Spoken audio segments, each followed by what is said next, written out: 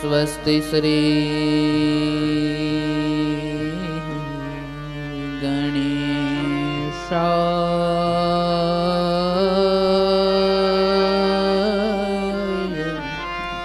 नमः। श्री सरस्वत्यै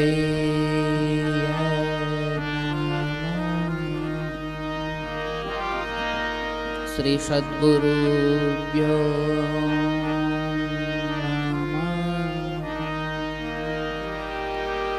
पापोहत बुद्धिनाम शिवे वार्तापि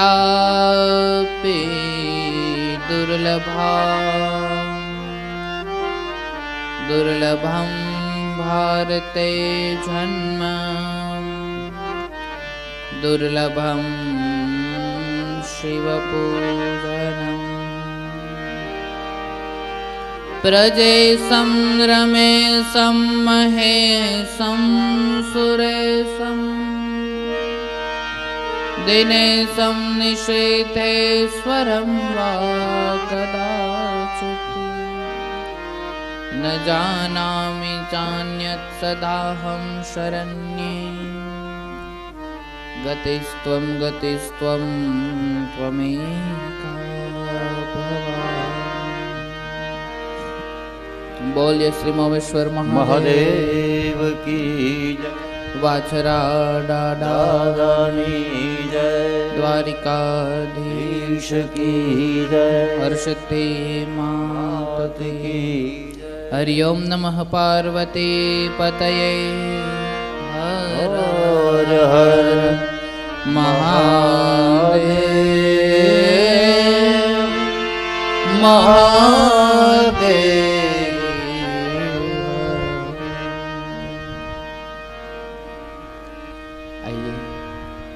घड़ी दो घड़ी के लिए प्रभु नाम नु संकीर्तन करी लईए।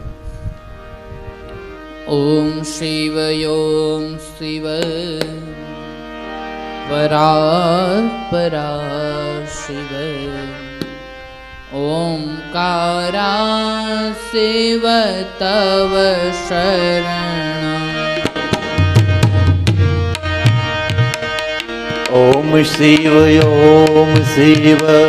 परा शिव ओमकारा शिव तव शरणं। गावो शिव परा शिव ओंकारा शिव तव शरणं। गावो ओम शिव परा शिव ओमकारा शिव तव शरणं। हे शिव शंकर भवानी शंकर। हे शिव शंकर भवानी शंकर।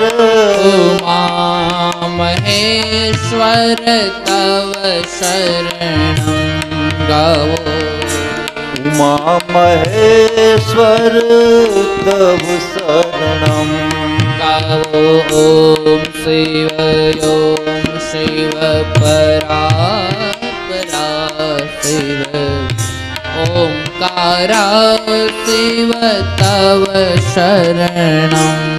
गावो ओम शिव परा शिव ओमकारा शिव तव शरणं। हे जगदीश पिनाकी महेश्वर हे जगदीश्वर पिनाकी महेश्वर नयन शंकर तव शरणं गावो शंकर तव शरणं गावो शिव परात्परा शिव ओंकारा शिव तव शरणं गावो ओम शिव परात्परा शिव ओंकारा शिव तव शरणं हे मृत्युंजय पशुपते शंकर हे मृत्युंजय पशुपति शंकर भुजंग भूषण तव शरणं गावो भुजंग भूषण तव शरणं गावो शिव परात्परा शिव ओंकारा शिव तव शरणं गावो ओम शिव परात्परा शिव ओंकारा शिव तव शरणं गावो ओंकारा शिव तव शरणं गावो ओंकारा शिव तव शरणं गावो ओंकारा शिव तव शरणं गावो ओंकारा शिव ॐ यस्यांके च विभाति भूधरसुता देवापगामस्तके भाले बालविदुर्गले च गरलम् यस्यो रशिव्यालरा सोऽयं भूतिविभूषणः सुरवरः सर्वाधिपः सर्वदा सर्वगतः शिवः शशिनिभः श्रीशङ्करां पातु माम्। न पुण्यं न पापं न सौख्यं न दुःखं न मन्त्रो न तीर्थो न वेदो न यज्ञ अहं भोजनं नैव भोज्यं न भोक्ता चिदानन्दरूपः शिवोऽहं शिवोऽहम्। गुरुब्रह्मा गुरुविष्णु गुरुदेवो महेश्वराय गुरु साक्षात् परं ब्रह्मा तस्मै श्री गुरुवे नमः। बोल मोवेश्वर महादेव की जय वाछरा दादानी जय द्वारिकाधीश की जय हर्षिद्धि मात की जय हरि ओम नमः पार्वती पतये हर हर महादेव महादेव।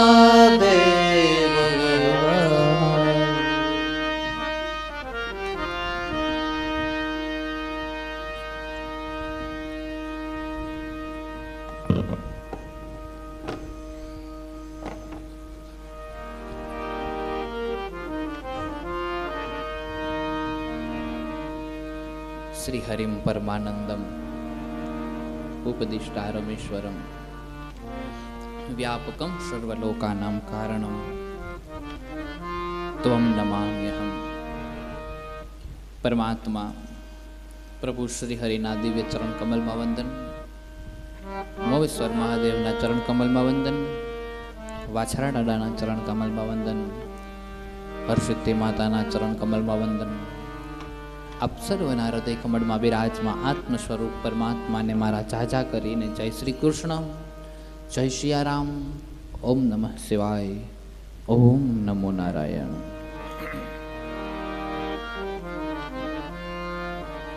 પ્રભુ ખૂબ અદ્ભુત લીલા દર્શાવે છે.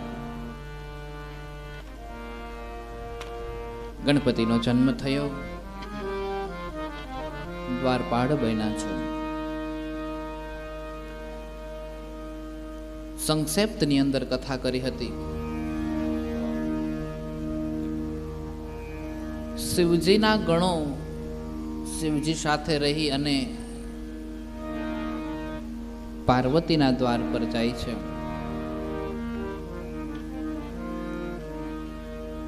શિવ ગણો શિવથી આગળ ચાલે છે. શિવ ગુરુ છે અને ગણો એના શિષ્ય છે. શિવથી આગળ ચાલે છે. શિષ્ય જ્યારે ગુરુથી આગળ ચાલે, છેટાર્યો અમાર બાપુ આવે, આકાર્યો એને જવા દો, એને જવા દો, એને જવા દો, એ મનની અંદર અહંકાર લઈને હાલે છે. એટલે ગુરુ એમ કે એકાદ વખત ખાઈડમાં પડવા દે, ભેલ પડે, એને ખબર પડે આગળ હાલવું કેટલું ખેલું છે. એક કારણ સંતોએ એ દર્શાવ્યું છે કે શિવ ગણો શિવથી ઉપરવટ થઈ અને ગુરુની નકર ગુરુ આગળ ચાલવા જોઈએ ને, શિષ્ય પાછળ ચાલવા જોઈએ. પણ તો ચેલાવો આગળ હાલે છે અને ગુરુ પાછળ હાલે છે. એટલે એક કારણ સંતોએ એવું દર્શાવ્યું કે ગુરુજી આગળ હાલ્યા, ગુરુજી પાછળ હાલ્યા અને શિષ્યો આગળ ચાલ્યા છે. એટલે શિવજીના મનની અંદર તેમ થયું કે ભલે આગળ હાલે એટલે ખબર પડે કે આગળ હાલવું કેટલું અઘરું છે. ગણપતિની સાથે મુલાકાત થઈ અને પછી ઓલા ગુરુની આગળ હાલતા હોય એટલે કેમ કહેતા હોય કે હાલો હાલો જવા દો અમારા ગુરુ આવે છે, નીકળવા દો, અહીંથી નીકળવા દો. એ કે પછી ગુરુને ઓળખતું હોય, પાડા સિવાય બીજું કોઈ ઓળખતું ના હોય, અને આગળ 4 જણા 2-3 રાખ્યા હોય કે અમારા બાપુ આમ ને અમારા બાપુ એમ. એમના ગણો છે એને ગણપતિને જઈને એવું કીધું કે આમ સાઈડમાં રહ્યો, મહાદેવજી આવે છે એને અંદર જવા દો એમ. એટલે ગણપતિ કે કોણ મહાદેવ? હું નથી ઓળખતો એમ. મહાદેવ કોણ? હું તો આ જગતની અંદર કેવલ અને કેવલ એકને જ ઓળખું છું, આદ્ય શક્તિ પરમબામાં જગદંબાને. એ સિવાય બીજા કોઈને ઓળખતો નથી. પછી તો ભયાનક યુદ્ધ થયું ને બધી ચર્ચા આપણે ગઈકાલે કરી. અમુક ગણોને ભગવાન ગણપતિ દુર્વાના તણખા માત્રથી ઉડાડી દે છે. અને દુર્વા કહેતા ધ્રોખડ, એના તણખાથી અમુક ગણોને ઉડાડીને ઘા કરીને નાખી દે છે. ભગવાન વિષ્ણુ આવ્યા છે, વિષ્ણુ પણ ગણપતિથી હારી જાય છે. મહાદેવજી જાય છે યુદ્ધ કરવા માટે, મહાદેવજીને ગણપતિ ધક્કો મારે છે અને મહાદેવ છટા પડી જાય છે. મહાદેવ ગણપતિને પહોંચી ન શકે એ વાત ગળે ન ઉતરે, વિષ્ણુ ગણપતિની સમક્ષ હારી જાય એ વાત પણ ગળે ન ઉતરે. પણ અહીંયા કહેવા પાછળનું તાત્પર્ય એવું છે ભગવાન કે મહાદેવ, ભગવાન વિષ્ણુ અને બ્રહ્માજી આ બધાય શિવગણોને સંદેશ આપવા માંગે છે કે ગુરુથી ક્યારેય આગળ ન થવાય. ગુરુથી આગળ થાવ તો આવી દશા થાય, ગુરુની ઉપરવટ જાવ તો આ દશા થાય. અને ભક્તિને વશ ઈશ્વર પણ થયા છે. એટલે ભક્તિની સમક્ષ ઈશ્વરનું પણ કઈ નથી હાલતું. ગણપતિની અંદર ભક્તિ હતી. કોની ભક્તિ હતી? તો એની માતા પ્રત્યેની ભક્તિ હતી. નિષ્ઠા પકડીને જે વ્યક્તિ આયલો છે એ નિષ્ઠાવાન માણસનું ઈશ્વર પણ કઈ બગાડી નથી શકતો, કારણ કે એની અંદર નિષ્ઠા હતી, નીતિ હતી, ન્યાય હતો, કર્મથી કામ કરતા હતા. ઘણા માણસો એના માલિકને વફાદાર હોય, ઘણા માણસો એના માલિક પ્રત્યે નિષ્ઠા ધરાવીને બેઠા હોય, નિષ્ઠાથી ઉપરવટ કઈ ના કરતા હોય, અને નિષ્ઠાપૂર્વક કામ કરતા હોય એ કામનો પ્રભાવ એવો હોય છે કે એની ઉપર ખોટા આક્ષેપો નાખવામાં આવે ને તો એ આક્ષેપોમાંથી પણ એ પાર પડી જાય છે. અને એ નિષ્ઠાવાન માણસ પ્રત્યે ઈશ્વર પણ એની સમક્ષ નમીને રહે છે, કારણ કે એની આખી જિંદગીમાં ક્યારેય પણ નિષ્ઠા નથી જોઈકો. આખી જિંદગીની અંદર ક્યારેય પણ નિષ્ઠા કે અનીતિ કે એનું ધન જે છે એના જીવનની અંદર પ્રવેશ નથી કરવા દીધો. એટલે તો આપણામાં કહેવત છે કે પંચનું સોયનો દાણો ઉભે ને એટલું ન પચે. પંચના ભાઈઓ ભાઈઓ જ્યારે અલગ થતા હોય ત્યારે એક બીજી જગ્યાએ કમાતો હોય, એક બીજી જગ્યાએ કમાતો હોય, પણ ઘણી જગ્યાએ એવું બનતું હોય છે પછી જ્યારે નોખા થવાનો સમય આવે ને, ભેગા હોય ત્યાં સુધી ભલે એક ભાઈ ઓછું કમાતો હોય ને એક ભાઈ વધારે કમાતો હોય, પણ જ્યારે ભેગા થવાનો સમય આવે ને ત્યારે એને બંનેના હિસાબો સરખા કરીને ભેગા મૂકવાના ને બેયના સરખા ભાગ પડે. પછી આ મહિને 50,000 લઈ આવતો હોય તો પણ ભલે, અને ઝીણકો મહિને 10,000 લઈ આવતો હોય તો પણ ભલે, અથવા તો ઝીણકો મહિને 50,000 લઈ આવતો હોય તો પણ ભલે, અને મોટો મહિને 10,000 લઈ આવતો હોય તો પણ ભલે. બધાનો જે હિસાબ છે એ હિસાબને ભેગો કરવાનો અને પછી એનો ભાગ પાડવાનો. એમાં જો કોઈ વ્યક્તિએ છુપાવ્યું તો એનું પરિણામ એને ભોગવવું પડે છે. આ પંચનો હિસાબ છે. એટલે એ નિષ્ઠાપૂર્વક જીવો કહેવાય, એનું નિષ્ઠાપૂર્વકનું જીવન કહેવાય. અને જે વ્યક્તિ નિષ્ઠાપૂર્વકનું જીવન જીવે છે એ વ્યક્તિને વશ, એ વ્યક્તિના તાબામાં ઈશ્વર પણ હોય છે. ગણપતિની અંદર નિષ્ઠા છે એની માતાની આજ્ઞા પ્રત્યેની. એની માતાએ કીધું છે કે આ દરવાજો છોડીને ક્યાંય નથી જવાનો, એટલે પછી ચાહે કંઈ પણ વસ્તુ થાય, મારા શ્વાસ આ શરીરની અંદર ચાલુ છે ત્યાં સુધી આ દરવાજો છોડીને નહીં જાઉં, નહીં જાઉં ને નહીં જાઉં. એટલે ગણો આવીને કહે છે કે કોણ છે, તો કે મહાદેવજી છે. મહાદેવજી તો કે એ કે હું નથી ઓળખતો. ભગવાન વિષ્ણુ આવે છે, વિષ્ણુ પણ ગણપતિથી હારી જાય છે, વિષ્ણુ પણ ભગવાન ગણપતિથી હારી જાય છે. એટલે હારી નથી જતા, પણ સમાજને એવો સંદેશ આપે છે કે હું પણ નિષ્ઠા સામે ઝૂકી જાઉં છું, નીતિ સામે ઝૂકી જાઉં છું. ભગવાન શિવજી પણ નીતિ સામે ઝૂકી જાય છે. અંતે બ્રહ્માજી આવ્યા અને જ્યારે ગણપતિ શિવના ગણોને દુર્વાના તણખા માત્રથી ઉડાડી દેતા હતા ને, એટલે બ્રહ્માજી કે અહીંયા આપણું કામ નહીં હોય, હું તો આ આવેલો. પણ એમાં બ્રહ્માજીની દાઢી પકડી લીધી. જેમ તેમ કરીને અંતર ધ્યાન થઈને બ્રહ્મા ભાગી ગયા. પછી અંતે શિવજીએ પાછળથી ત્રિશુલનો ઘા કર્યો અને ગણપતિના મસ્તકને કાપી નાખ્યું છે. શક્તિનું ક્રોધે ભરાણા એ બધી કથા આપણે ગઈકાલે કરી. દેવતાઓ પાસેથી વરદાન માંગ્યું છે કે મારો પુત્ર ગણોમાં પ્રથમ હોવો જોઈએ અને મારા પુત્રને પાછો જીવિત કરો. સંતોનું મહાત્મ્ય હતું કે શિવજીના પુત્રને પાછો જીવિત શું કામ કરવામાં આવ્યો, અને એમાં હાથીનું મસ્તક શું કામ મૂકવામાં આવ્યું છે.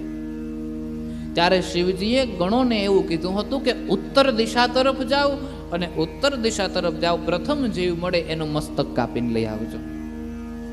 એ ચોંટાડશું અને શિવના ગણને એટલે કે ગણપતિને ઉત્પન્ન કરશું.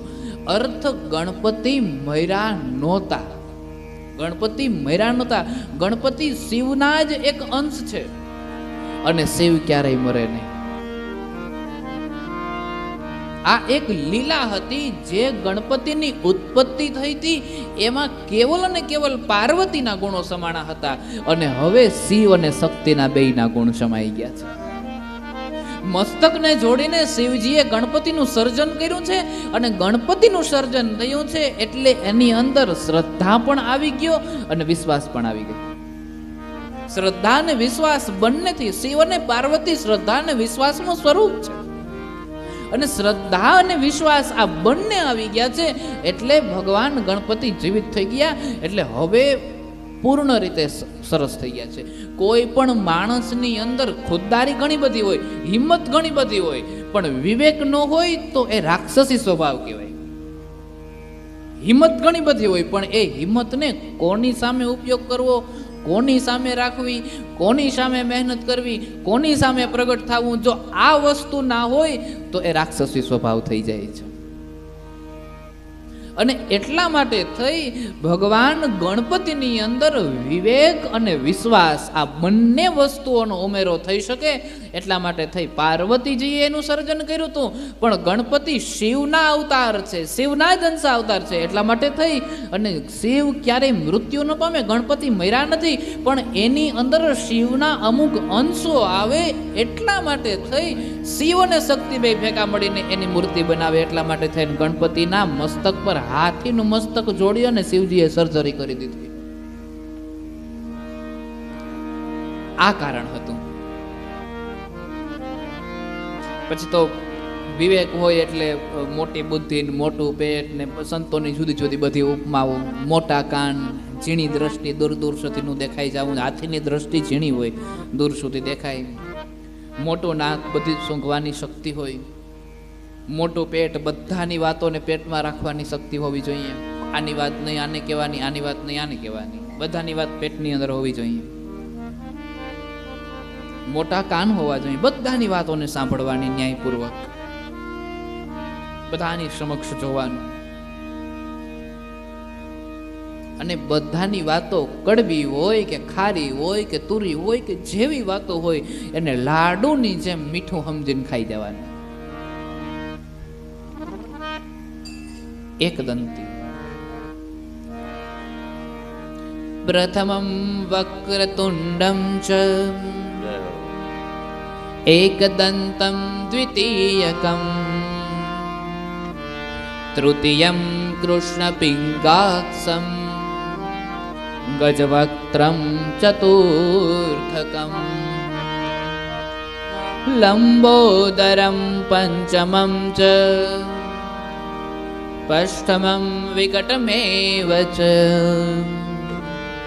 सप्तमं विघ्नराजेन्द्रं धूम्रवर्ण तथाष्टमं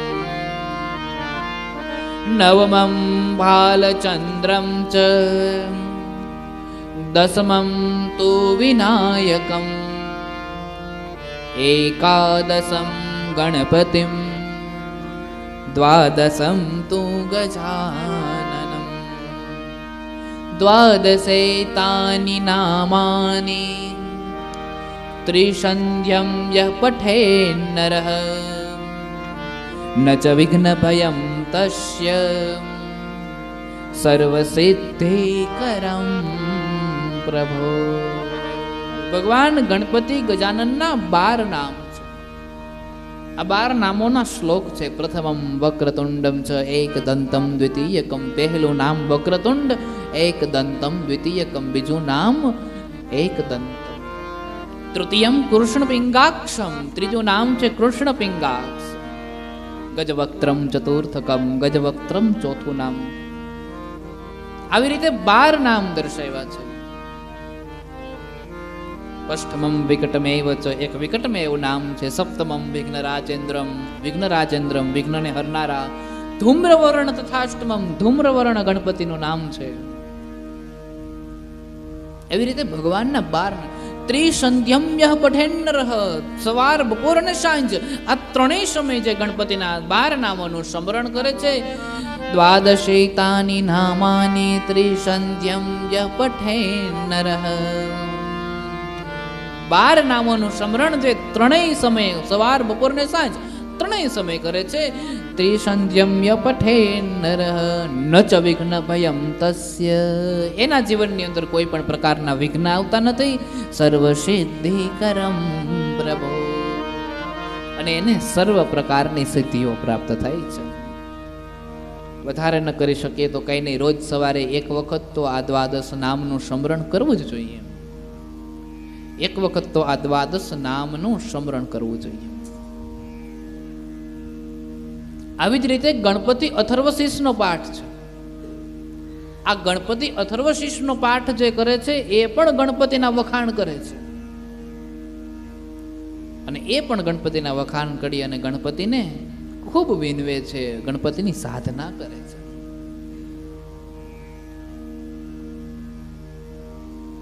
ત્વમેવ કેવલમ, એની અંદર કીધું છે ગણપતિ અથર્વશીર્ષનો જે પાઠ છે ને એની અંદર કીધું છે ત્વમેવ કેવલમ કર્તાસી, ત્વમેવ કેવલમ હર્તાસી, ત્વમેવ કેવલમ ધર્તાસી, ત્વમેવ સર્વ ખલવિદમ બ્રહ્માસી.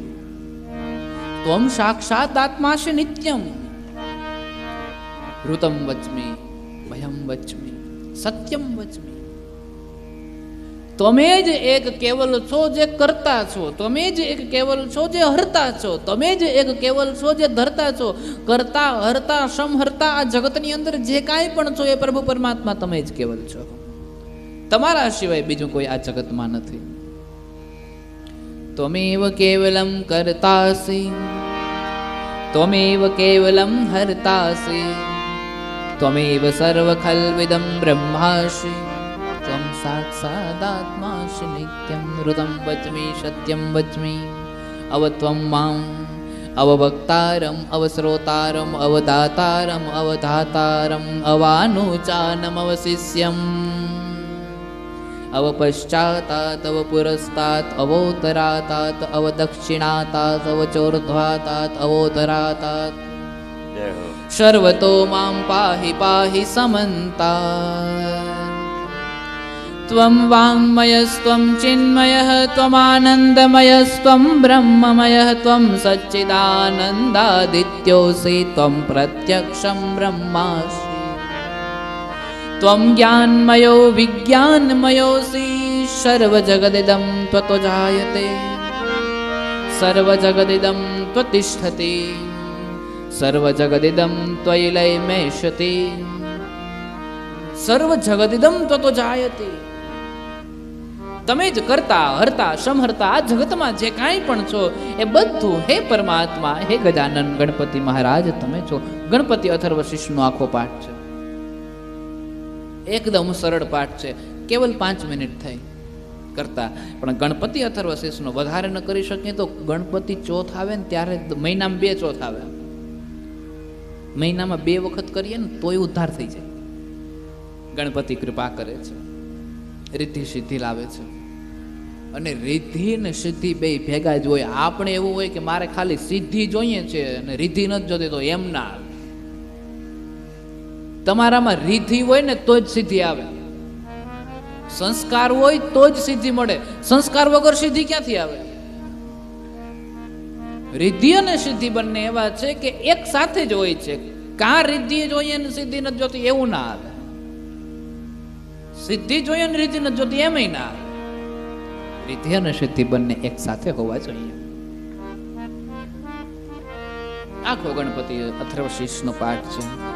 ઓમ સહના ભવતુ સહનો ભુનક્તુ સહ વીર્યં કરવાવહે તેજસ્વિનાવિદિતમસ્તુ મા વિદ્વિષાવહે. ભોજન સમયે આ શ્લોક બોલવો જોઈએ. ભોજન લેતા પહેલા આ શ્લોક બોલવો જોઈએ. ભોજન સમયે જ્યારે તમે બેસો છો ત્યારે 3 વખત ગાયત્રી બોલીને એની ઉપર અંજલિ છાંટીને પછી એની ઉપર 3 વખત ગાયત્રી બોલીને જળ છાંટી દો છો એટલે એ ભોજનની અંદર રહેલી જે કાંઈ પણ અશુદ્ધિઓ છે એ અશુદ્ધિઓ નાશ પામી જાય છે, ઈશ્વરનો પ્રસાદ બની જાય છે. અને ઈશ્વરનો પ્રસાદ બની જાય પછી અશુદ્ધિઓ આપણી ઉપર કાંઈ અસર નથી કરી શકતી. પરમાત્માની દિવ્ય કથા છે. ખેર આમાં તો જેટલું ઊંડા ઉતરીએ એટલું ઘણું ઘણું જોવા મળે. ગણપતિને પ્રથમ સ્થાન દેવામાં આવ્યું, ગણપતિને પ્રથમ સ્થાન દેવામાં આવ્યું છે અને કીધું છે કે સાંભળો, દેવોની અંદર તમારી પ્રથમ પૂજા થશે. ભગવાનને જીવતા કર્યા છે અને માં પાર્વતી એના ઉપર મોહિત થયા. અનેક પ્રકારે જગદંબાએ એવું કહેવાય છે કે ગણપતિને વાલ આપ્યો છે, ચુંબીઓ ભરી છે, પ્રેમ પધરાવ્યો છે અને પ્રેમથી ગણપતિ ઉપર કૃપા કરી છે. શિવજીએ અનેક પ્રકારના આશીર્વાદો દીધા છે અને કીધું છે જ્યારે તમારું પ્રાગટ્ય થયું છે ત્યારે ભાદરવા માસની ચોથ હતી, એટલા માટે થઈ તમારો જન્મનો ઉત્સવ ભાદરવાની ચોથને દિવસે ઉજવવામાં આવે છે. અને આજે પણ આપણે ગણપતિ ઉત્સવ મોટા ઉત્સવોથી ઉજવીએ છીએ. ગણપતિ ઉત્સવનો બહુ મહિમા છે. ભૂલાઈ જાય પહેલા કહી દઉં, અહીંયા લાંબા, આજે સરપંચ સાહેબ મને ભેગા થયા ત્યારે કહેતા હતા કે આપણે લાંબામાં જન્માષ્ટમીનો ઉત્સવ ઉજવવાનો છે. ટ્રેક્ટર ઉપર શોભાયાત્રા કાઢવાની છે. કોઈ જલારામનું સ્વરૂપ દેખાડશે ને કોઈ નરસિંહ મહેતાનું સ્વરૂપ દેખાડશે ને કોઈ બીજા દેવોનું સ્વરૂપ દેખાડશે ને જન્માષ્ટમીના દિવસે શોભાયાત્રા કરવાની છે. તો બધાએ એ શોભાયાત્રાની અંદર જવા માટે ખૂબ ભાવભર્યું આમંત્રણ છે. પરમાત્માની દિવ્ય કથા છે, સુંદર લીલા ને સુંદર કથા છે. ગણપતિ ભગવાન ખૂબ કૃપાળુ છે. શિવજીએ ગણપતિને અનેક પ્રકારના આશીર્વાદો આપ્યા છે. 12 આંગળની દુર્વાથી તમારી પૂજા કરવી વગેરે બધી ચર્ચાઓ થઈ છે. સફેદ આંકડાઓથી અર્ક કહેતા આંકડો, સફેદ આંકડાથી તમારી પૂજા કરવી એવી ચર્ચા થઈ છે. અને સફેદ આંકડાના મૂળમાંથી અમુક વર્ષે ગણપતિની મૂર્તિ પ્રગટ થાય છે. સફેદ આંકડાનું જે મૂળ હોય છે એ અમુક વર્ષ જ્યારે પૂર્ણ થાય છે ત્યારે આંકડો સિદ્ધ થઈ જાય છે અને એના મૂળમાંથી ગણપતિનું મૂર્તિ પ્રગટ થાય છે. આવું એક ઉદાહરણ છે, દ્રષ્ટાંત છે અને સત્ય પણ છે.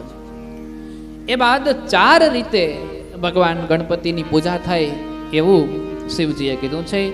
મૂર્તિ ધાતુ મહિમ ધૃત્વા પ્રવાલમ સંભવામ તથા શ્વેતકર્મ સંભવી ચાપી માર્દિકા નિર્મિતા તથા. ધાતુ મૂંગ, શ્વેત અર્ક, અર્ક કહેતા આંકડો, શ્વેત અર્ક અને મિટ્ટી, માટી, આનાથી એમ કહેવાય છે કે પ્રવાલથી, આ બધાથી ભગવાન ગણપતિની પૂજા થાય. એની મૂર્તિ બનાવવી, માટીની મૂર્તિ બનાવવી, મૂંગની મૂર્તિ બનાવવી, સફેદ આંકડાની મૂર્તિ બનાવવી, પ્રવાલ વગેરે બધી ધાતુઓને દર્શાવી છે. એને મૂર્તિ બનાવીને પછી ભગવાન ગણપતિની પૂજા કરવી જોઈએ વગેરે બધી ચર્ચાઓનું વર્ણન કર્યું છે. ભગવાન ગણપતિની પૂજા કઈ રીતે કરવી, એ ગણપતિની પૂજા કઈ રીતે કરવી એની બધી ચર્ચાઓ કરી છે. ભાદરવાના ચોથને દિવસે ભગવાન ગણપતિનો જન્મ ઉત્સવ ઉજવાય એવી આશીર્વાદ ભગવાન શિવજીએ સ્વયં પોતે દીધા છે અને એટલે આજે આપણે ઉજવીએ પણ છીએ. આ બધી જ લીલાઓ થઈ, બધા જ દેવતાઓ અને ગણો પોતપોતાના સ્થાન પર ગયા છે. એ બાદ કૈલાસ પર્વત ઉપર ગણેશ અને કાર્તિકેયની બાળ લીલાઓ થાય છે, એની થોડી ચર્ચાઓ કરવામાં આવી છે. બાળ લીલાઓ થઈ છે. એક સમયની વાત છે કે ભગવાન ગણપતિ અને ભગવાન કાર્તિકેય બે બેઠા બેઠા વાતો કરતા હતા કે તમે યુદ્ધ કર્યા ને અમે યુદ્ધ કર્યા, બે આખી જિંદગી બાંધવું જ કર્યું કે લગન બગન કર્યું. કાર્તિકેય કે એ વાત સાચી હોય કે લગન કરવા તો જોઈએ, તો કે હાલો માતા પિતા પાસે જઈએ. બંને ભાઈઓ માતા પિતા પાસે ગયા. હવે આપણા મનની અંદર એવું છે કે ભગવાન કાર્તિકેય સાથે અન્યાય થયો છે ને એટલા માટે થઈને કાર્તિકેય કૈલાસને છોડીને ક્રોચ પર્વત ઉપર, ભગવાન કાર્તિકેયની તપસ્થલી છે ને ક્રોચ પર્વત કીધો છે. ક્રોચ પર્વત ઉપર ભગવાન કાર્તિકેય આયલા ગયા અને ત્યાં તપસ્યા કરે છે. પણ આની પાછળનું એક રહસ્ય છે. મેં કથાના પહેલાના દિવસોની અંદર પણ કીધું છે કે વ્યાસજી આ કથાને લખે છે, સંતો આ કથાને લખતા સમાધિ અવસ્થાની અંદર આ કથાને લખી હોય છે, એટલે આ કથા બહુ ગહન છે. આને સમજવું જોઈએ. જો શિવજીથી નારાજ હોય તો ક્રોચ પર્વત જઈને શિવ આરાધના શા માટે કરે? ક્રોચ પર્વત ઉપર જઈ કાર્તિકેયે શિવની તપસ્યા કરી છે. જો શિવથી નારાજ હોય તો શિવની તપસ્યા શા માટે કરે? એવું નથી. કાર્તિકેય ભગવાન છે એ મહાયોગીનું સ્વરૂપ છે, મોટા યોગી છે અને એને પરિવારની માયાઓમાં, પરિવારની ઝંઝટોમાં, આ બધામાં ક્યાંય ફસાવવું નથી. પણ મેં તમને કીધું એ પ્રમાણે કે પરિવારને રડતા મેલી નહીં જવું નથી. આપણે પરબારો એમ કહીએ કે મારે સંન્યાસ ધારણ કરી લેવો તો માતા ને પિતા ને કાકા ને કુટુંબ ને આ બધા આપણી પાછળ રોવે ને રહકે અને કાંઈક કરે ને આપણે રોકવાના પ્રયત્ન ના, આપણે જવા દઈએ કે ના કાંઈ કરવા દઈએ.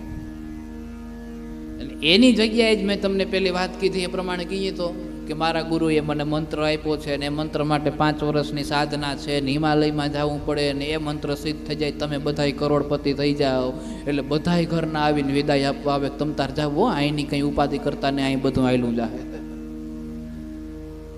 કારણ કે કરોડપતિ થવાનું છે.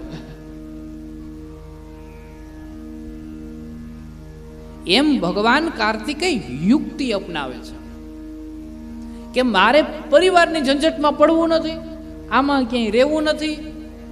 અને એટલા માટે ગણપતિને કીધું કે ગણપતિ તમે બુદ્ધિના દેવ છો, તમે એક કામ કરો, કંઈક યુક્તિ અપનાવો. અને જે મોટો કોણ નાનો ને આવી બધી ગયું ભગવાન ગણપતિએ યુક્તિ અપનાવી. આપણે બે બાંધતા ભગવાન પાસે જઈએ, માતા પિતા પાસે જઈએ એટલે એનો રસ્તો માતા પિતા કરશે. પરણવાની વાત એવી છે એટલે કાર્તિકેય કીધું કે જે મોટો હોય એ પરણે. ગણપતિ કે હું મોટો છું, કાર્તિકેય કે હું મોટો છું. કાર્તિકેય કે મારું વાહન મોટું, ગણપતિ કે હું વજનમાં મોટો. આ મોટી પાંચ, મોટો શરીર, વજનમાં વધારે. કાર્તિકેય કે હું ઉંમરમાં મોટો, ગણપતિ કે હું શરીરમાં મોટો. એ કે મારું વાહન મોટો, તો કે હું વજનમાં મોટો. બંનેની વચ્ચે વિવાદ થયો. બે લડતા શિવજી અને પાર્વતી પાસે ગયા. શિવજી અને પાર્વતીજી પાસે ગયા એટલે પાર્વતીજી અને શિવજીએ વચ્ચેનો રસ્તો કાઢીને કીધું કે જે પૃથ્વીની પ્રદક્ષિણા કરીને પ્રથમ પાછા ફરે એ મોટા. એટલે ભગવાન કાર્તિકેય એક પણ ક્ષણનો વિલંબ કર્યા વગર વિચાર કર્યો કે આજ મોકો મળી ગયો છે યોગી બનવા માટે, અહીંથી નીકળી જવાનું છે. મોર ઉપર સવાર થઈને સીધું ભારત ભ્રમણ કરવા માટે નીકળી ગયા. એક એક તીર્થના ચરણ લે છે, એક એક તીર્થના શરણામૃત લે છે, એક એક તીર્થની અંદર જઈને વાસ કરે છે, એક એક તીર્થની અંદર નકર આય ભગવાન હતા પૃથ્વીની પ્રદક્ષિણા પાછી કરીને પાછું ફરતા એને કે વાર ન લાગે. અને કાર્તિકેય ભગવાનને શું ખબર નથી પડતી કે માતા પિતાના ચરણોમાં જ આખું વિશ્વ છે તો આની પ્રદક્ષિણા કરી લઈને ગણપતિને એકને જ ખબર પડતી હતી. પણ ભગવાન કાર્તિકેય યોગી હતા એટલે એને આખા ભારતનું ભ્રમણ કરવું હતું અને બધા ભારતનું ભ્રમણ કરીને એક એક તીર્થનું શરણામૃત જોતું હતું અને પછી સાધના કરવા બેસવું હતું. અને હકીકતે આમ જ હોય. પેલા તીર્થોનું ભ્રમણ કરો અને પછી બાયણા બંધ કરીને માળા કરવા બેસો. પરબારા બાયણા બંધ કરીને માળા કરવા બેસીએ ને મન કોઈથી ના લાગે, ચોટે જ નહીં. અને એટલા માટે થઈ ભગવાન કાર્તિકેય ભારત ભ્રમણ કરવા માટે નીકળી ગયા છે. જ્યાં યોગ્ય સ્થાન જોવે, જ્યાં તીર્થ જોવે, જ્યાં બધી જ વસ્તુઓ જોવે ત્યાં શાંતિથી બેસી જાય છે અને શાંતિથી ત્યાં દિવસો પસાર કરે છે ને બને એટલી સાધના કરે છે. પરિવારથી છૂટા પણ પડ્યા છે અને પરિવારમાં કોઈને દુઃખ પણ ન થયું. ભારત ભ્રમણ કરવા માટે નીકળ્યા છે. ભગવાન ગણપતિ વિચાર કરે છે કે હું કઈ રીતે જાઉં, ઉંદર મારું વાહન ને આ કઈ રીતે પાછો કરું. વિચાર કર્યો છે કે મારું વિશ્વ, મારી પૃથ્વી મારા માતા પિતા છે. અને સત્ય પણ એ જ છે, કારણ કે માતા પિતા છે એટલે આપણે છીએ. આપણે છીએ તે માતા પિતા છે એવું નથી. માતા પિતાએ આપણને જન્મ દીધો છે એટલે આપણે આ વિશ્વને જોઈ શકીએ છીએ. એને જન્મ જ ન દીધો હોત તો આ વિશ્વ આપણે જોત કઈ રીતે, આ દુનિયા આપણને દેખાત કઈ રીતે. એટલે માતા પિતા જ દુનિયા છે, માતા પિતા જ સર્વસ્વ છે. અને એટલા માટે મારું વિશ્વ મારા માતા પિતા છે એમ સમજીને ગણપતિ તો અંદર જઈ સ્નાન કરી અને પૃથ્વી માતા પિતાની પ્રદક્ષિણા કરીને આમાં હાથ જોડી નોબીલ રહી ગયા કે લ્યો હાલો પરણાવો. ભગવાન ગણપતિને કહે કે પૃથ્વીની પ્રદક્ષિણા કરવા જવાનું છે. અરે કરી તો ખરી, હમણાં શું કર્યું?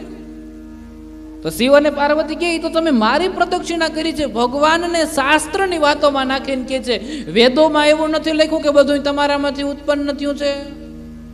ભગવાન હા પાડે કે ના પાડે? વિદ્વાનો એવું નથી કહેતા કે બધું તમારામાંથી ઉત્પન્ન થયું છે. ભગવાનને હા પાડવી કે ના પાડવી? શાસ્ત્રો ખોટા કે તમે કે હું? ભગવાનને હા પાડવી કે ના પાડવી? પોતાની જ વાતોમાં પોતાને આટીમાં નાખીને ભગવાન ગણપતિ એની પાસે જ હા પડાવી કે વાત તો સાચી છે. અને મારી માટે તો મારા માતા પિતા એ જ મારું સર્વસ્વ. મારી માટે તો મારા માતા પિતા એ જ મારું વિશ્વ, મારી માટે તો મારા માતા પિતા એ જ મારી દુનિયા. વેદો એવું કહે છે, શાસ્ત્રો એવું કહે છે, પુરાણો એવું કહે છે કે શિવ અને પાર્વતીથી બધું ઉત્પન્ન થયું છે. તો હું તો એની પ્રદક્ષિણા તો કરી લીધી છે, તો હવે મારે બીજે જવાની હું જરૂર છે? અને જો તમે એમ કહો કે વેદો શાસ્ત્રો ખોટા છે તો હું પૃથ્વીની પ્રદક્ષિણા કરવા જાઉં, એવું તો શક્ય ના બને. શિવે અને પાર્વતીએ આ યુક્તિ જોઈ ગણપતિની યુક્તિને અપનાવી લીધી છે. ગણપતિની યુક્તિ અપનાવી લીધી છે અને પછી એવું કહેવાય છે કે ગણપતિના વિવાહ માટેની વાતચીત શરૂ કરી છે. પ્રજાપતિ વિશ્વરૂપ છે, એ વિશ્વરૂપને ખ્યાલ આવ્યો છે કે શિવ અને પાર્વતી ગણપતિના વિવાહ કરાવવા માંગે છે અને ગણપતિ માટે યોગ્ય કન્યા શોધે છે. અને ત્યારે વિશ્વરૂપ પ્રજાપતિની બે દીકરીઓ છે, એક રિદ્ધિ અને એક સિદ્ધિ. વિશ્વરૂપ પ્રજાપતિએ વિચાર કર્યો છે કે મારી બંને દીકરીઓને હું ગણપતિ સાથે પરણાવું. સંજોગો પ્રાપ્ત થયા અને ગણપતિના અને વિશ્વરૂપ પ્રજાપતિની દીકરીઓ રિદ્ધિ અને સિદ્ધિના વિવાહ થયા છે. જેમ મેં તમને કીધું એ પ્રમાણે કે રિદ્ધિ અને સિદ્ધિ બંને એક સાથે જ હોય છે. તમારામાં રિદ્ધિ હોય તો જ સિદ્ધિ આવે, તમારામાં સંસ્કાર હોય તો જ સિદ્ધિ તમને પ્રાપ્ત થાય. સંસ્કાર જ ન હોય ને સિદ્ધિની પાછળ દોડ્યા રાખો, મારે તો સિદ્ધિ જોઈએ, સિદ્ધિ જોઈએ, સિદ્ધિ જોઈએ, એમ પ્રાપ્ત ન થાય. એની માટે સંસ્કાર જોઈએ. માણસમાં સંસ્કાર એક રતિ ભારના ના હોય અને સિદ્ધિ ઘણી બધી પ્રાપ્ત કરવી હોય. હું બેહું ત્યાં બધા માણસો આવીને બેહવા જોઈએ, મને 5 જણા પૂછવા જોઈએ, મારી સામું બધા જોવા જોઈએ, હું બોલું એટલે 2-5 માણસ સાંભળવા જોઈએ. પણ એની માટે પહેલા સંસ્કારી થવું પડે, પહેલા રિદ્ધિ હોવી જોઈએ.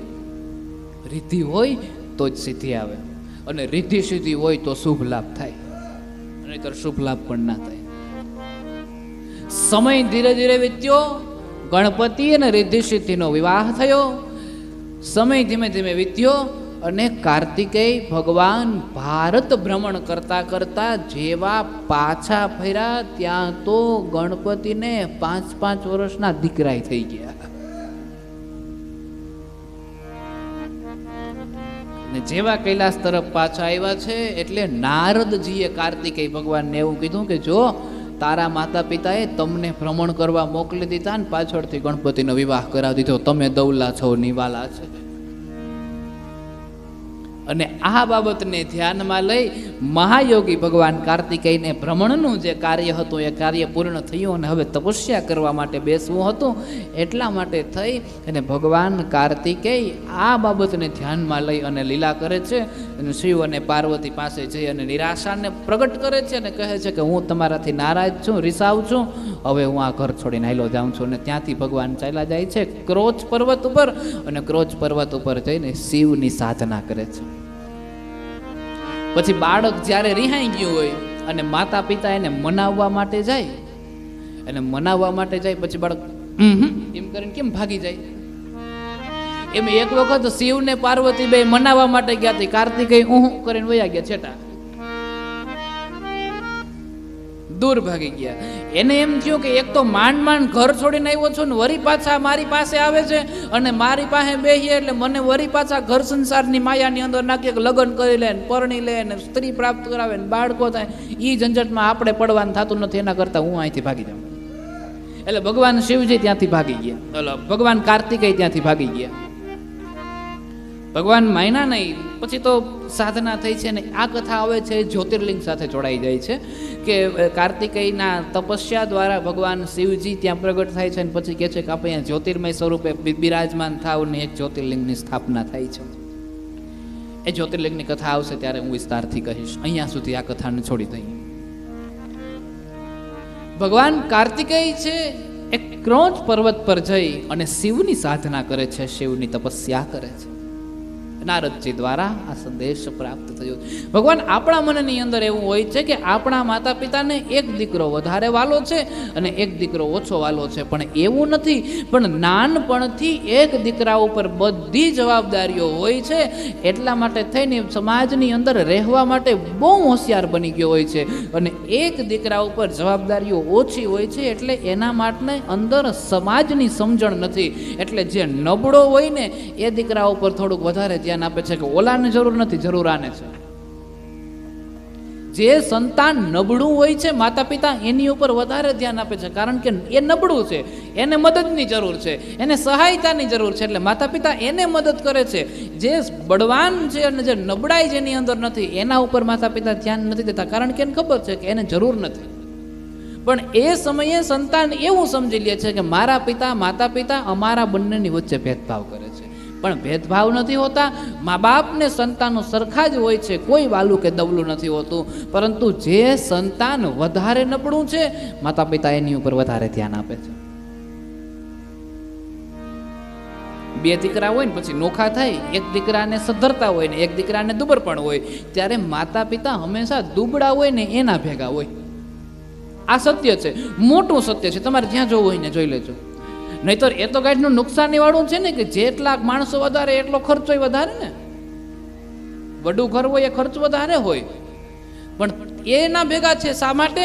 કારણ કે મારો દીકરો છે થોડોક દુબળપણ વાળો છે અને સમાજના વ્યવહારમાં થોડીક ઓછી ખબર પડે છે, એ ક્યાંય છેતરાઈ ના જાય, એને કોઈ ખાઈ ન જાય, એની સાથે કોઈ છેતરપિંડી ન કરી જાય ને, એટલા માટે થઈને જો હું એની સાથે રહું તો એનું ધ્યાન રાખીશું. અને વિચાર આપણે એવો કરીએ છીએ કે આપણા મા બાપે આપણા અંદર ફેરફાર કર્યો છે. ફેરફાર નથી, એ બેયને સમાન કરવા માટે થઈને મહેનત કરે છે, સમાન કરવા માટે થઈને ત્રેવડ કરે છે. કાર્તિકેય ભગવાન ક્રોંચ પર્વત પર જઈ તપસ્યા કરે છે અને તપસ્યા કરી છે અને સુંદર લીલાઓ કરી છે. અહીંયા કુમારખંડ પૂર્ણ થાય છે અને અહીંયાથી યુદ્ધખંડની શરૂઆત થાય છે. આઈએ યુદ્ધખંડની શરૂઆત કરીએ પહેલા 2 મિનિટ માટે.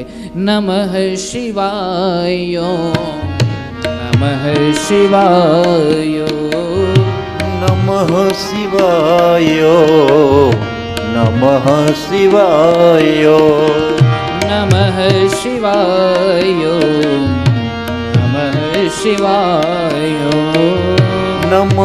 શિવાય, નમઃ શિવાય, નમઃ શિવાય, નમઃ શિવાય, નમઃ શિવાય, નમઃ શિવાય, નમઃ શિવાય, નમઃ શિવાય, નમઃ શિવાય, નમઃ શિવાય, ઓમ નમઃ શિવાય, નમઃ શિવાય, નમઃ શિવાય, નમઃ શિવાય, નમઃ શિવાય, ઓમ નમઃ શિવાય, નમઃ શિવાય,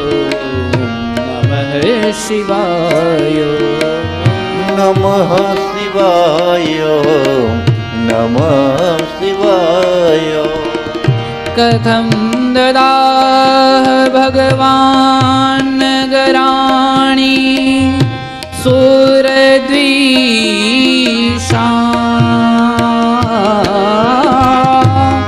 નમઃ શિવાય, નમઃ શિવાય, ત્રિણ્યેકેન ચ બાણેન યુગપત્કેન વીર્યવાન. નમઃ શિવાય, નમઃ શિવાય, નમઃ શિવાય, નમઃ શિવાય, નમઃ શિવાય, નમઃ શિવાય. કુમારખંડ પૂર્ણ થયો, યુદ્ધખંડની શરૂઆત થઈ છે. યુદ્ધખંડની જ્યાં શરૂઆત થઈ છે એ યુદ્ધ ખંડની શરૂઆતની અંદર જ નારદજી બ્રહ્માને પ્રશ્ન પૂછે છે, હે બ્રહ્માજી, આપ શ્રીએ ગણપતિને અને કાર્તિકના જન્મની કથાઓ બહુ ઉત્તમ રીતે કહીને સમજાવી છે. આપે ગણપતિ અને કાર્તિકેય ભગવાનની બાળ લીલાઓના ચરિત્રને બહુ ઉત્તમ રીતે કહીને સમજાવ્યું છે, જેને સાંભળતા અમને બહુ આનંદ થયો છે. ગણપતિ અને કાર્તિકેયની જે કથાઓ છે એને સાંભળતા અમારું જીવન સફળ થયું. ગણપતિના વિવાહની કથા સમજાવી અને ભગવાન કાર્તિકેયની અંદર રહેલું જે યોગિત્વ હતું એ યોગિત્વને પણ આપે કહીને સમજાવ્યું છે. અમને બહુ આનંદ થયો. પણ હવે આપ અમને એ કથાને સમજાવો કે તારકાસુરના વધ પછી તારકાસુરના 3 દીકરાઓ થયા હતા અને 3 દીકરાઓને એક એક રાજ્ય બ્રહ્માએ વરદાનમાં આપ્યું હતું અને એવું વરદાન દીધું હતું કે જે વ્યક્તિ આની ઉપર એક સાથે આક્રમણ કરશે અને એક સાથે આ 3 રાજ્યને જે નાશ કરશે તો જ એને મારી શકશે, નહીતર મારી નહીં શકે. એ કઈ રીતે ભગવાને કર્યું, અમારે એ કથાને સાંભળવી છે. હે ભગવાન, આપે માયાથી નિરંતર રહેનાર ભગવાન શંકર સંપૂર્ણ રીતે કઈ રીતે એ 3ને મારે છે એ કથાને કહીને સમજાવો. જે માયાથી દૂર છે, માયાથી છેટા છે, માયાથી જેનું અંતર છે, એવી કથાને આપ અમને કહી સમજાવો. આ બધી જ વાતોને જ્યાં કરી છે ભગવાન બ્રહ્માજીએ રાજી થઈને કીધું છે, આ જ પ્રશ્ન નારદ કાશી નગરીની અંદર અસંખ્ય ઋષિઓએ સૂતજીને પૂછ્યો હતો. અને અસંખ્ય ઋષિઓએ જ્યાં આ પ્રશ્ન સૂતજીને પૂછ્યો હતો, એ સૂતજીએ જે જવાબ અસંખ્ય ઋષિઓને આપ્યો હતો એ જ જવાબ હું તમને આપું છું. સાંભળો, તારકાસુરને 3 પુત્ર હતા. એ જે 3 પુત્ર હતા, એત સર્વ ક્ષમાવક્ષ્ય ચરિતમ સસીમોલિન દર્વૈર સુખ દુઃખમ સસ્વન માયા વિહરત પ્રભો તારકાક્ષસ્તુ તજ્યેષ્ઠો વિંધ્યોન્માલી ચ મધ્યમ કમલાક્ષકનીયાશ્ચ સર્વે તુલ્યબલા સદા. તારકાસુરને 3 પુત્ર થયા, તારકાક્ષ, વિદ્યુન્માલી એવં કમલાક્ષ. આ બધા જ જે એમને પુત્ર થયા હતા એની વિશે થોડી ચર્ચાઓ કરી હતી. તારકાસુરના 3 જે દીકરાઓ છે, વિદ્યુન્માલી, કમલાક્ષ અને તારકાક્ષ, આ બધાએ તપસ્યા કરી અને ભગવાનને પ્રસન્ન કર્યા હતા. ભગવાન બ્રહ્માજીને પ્રસન્ન કર્યા હતા. 3 પાસે ભગવાન બ્રહ્માને પ્રસન્ન કર્યા એટલે 3એ એક સાથે દૈત્ય બોલ્યા છે કે અમને અજર અમરનું વરદાન આપો. અજર અમરનું વરદાન જ્યાં માંગ્યું છે, ભગવાન બ્રહ્માએ કીધું કે આ જગતની અંદર અજર અને અમર તો દુનિયામાં કોઈ નથી. અમે તો તપને આધીન દેવતાઓ છીએ. તમે જે તપસ્યા કરો છો એ તપસ્યાના ફળ સ્વરૂપે અમારે તમને આપવું જ રહ્યું. પછી તમે જે કાંઈ પણ માગો, પણ આ દુનિયામાં અજર અમર કોઈ નથી. જે આવ્યા છે ને એનો નાશ છે. અને એટલા માટે થઈ માયાને વશ થયેલા જે આ 3 રાક્ષસો હતા એને એવું કીધું કે તમે તમારી મૃત્યુના દરવાજા નક્કી કરી લ્યો કે આ રીતે મરીએ. ત્યારે હવે રાક્ષસી સ્વભાવ એટલે માયાની પરતે ચોટ્યા. રાક્ષસી સ્વભાવ એટલે માયાને પકડી રાખી. જો દેવી સ્વભાવ હોય તો માયાને ન પકડે. અને માયા તો બહુ મોટી જાદુગરણી છે ને. ગઈકાલની કથામાં મેં કીધું હતું ને, સબ જગ કો રહી ન ચાયન હો ન ચાયન અરે માયા જાદુગરની. માયા જાદુગર કરે છે. જાદુ આની જે માયા છે, આ માયા છે એનું જાદુ એવું છે કે જે ઈશ્વરની માયાથી દૂર લઈ જાય છે. ઈશ્વરથી દૂર લઈ જાય છે, ઈશ્વરથી છેટા લઈ જાય છે. सब जग को रही नचावन हो नचावन हरि माया जादू सब जग को रही नचावन हो नचावन हरि माया जादूगर सब जग को રહ્યો નચાનન માયા જાદૂગરની હૈ अति अद्भुत खेल दिखावन हो दिखावन हरि माया जादूगरनी અતિ અદ્ભુત ખેલ દિખાનન માયા જાદૂગરની હૈ खोया को पार न पावे यही सब को नाच नचावे खोया को पार न पावे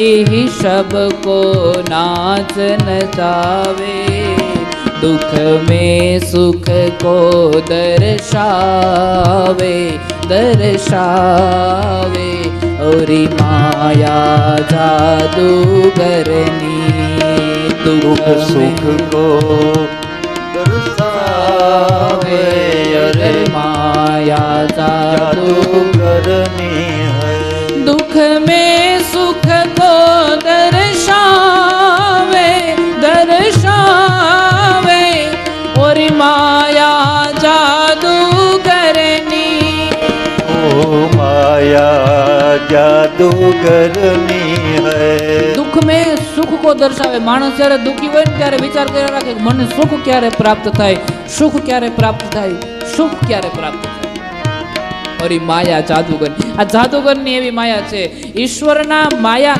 ઈશ્વરથી કોણ પ્રભાવિત છે આ માયાની અંદર કોણ ફસાઈ જાય છે ઈશ્વરના ખેલને કોણ સમજી શકે છે જે પહેલા મેં તમને કીધું હતું કે એક જાદુગર હોય એનો નોકર હોય સામે બેઠેલું ઓડિયન્સ છે એ ઓડિયન્સ એનાથી પ્રભાવિત થતો હોય પણ એની હારે કામ કરતો હોય એને બધી ખબર હોય કે આ કેવો જાદુ કરે છે એમ જે વ્યક્તિ ઈશ્વરની નજીક છે જે વ્યક્તિ ઈશ્વરની પાસે છે એ વ્યક્તિ ક્યારેય ઈશ્વરની માયાઓમાં કે કોઈ પણ રીતે ફસાતો જ નથી કારણ કે એને ખબર છે કે આ માયામાં ફસાવાના પ્રયત્ન કરે છે ભગવાન બહુ જ્યારે તમે ભક્તિ કરવા બેસો છો જ્યારે તમે સાધના કરવા બેસો છો ત્યારે ઈશ્વર કોઈ ના કોઈ રૂપની અંદર આપણી સમક્ષ પ્રગટ થાય છે અને કહે છે કે માગી લે તારે હું જોઈએ અને જો માગી લઈએ એટલે ભગવાન કે ઈ છૂટો ને હું છૂટો વ્યવહાર પૂર્ણ થઈ જાય વ્યવહાર પૂરો થઈ જાય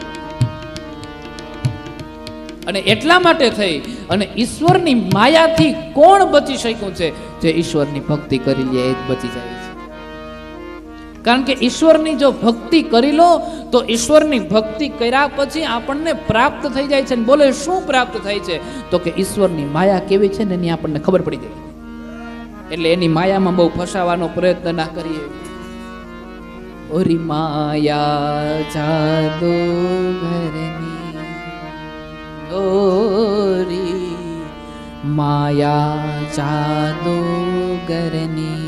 જાદુગરની માયા છે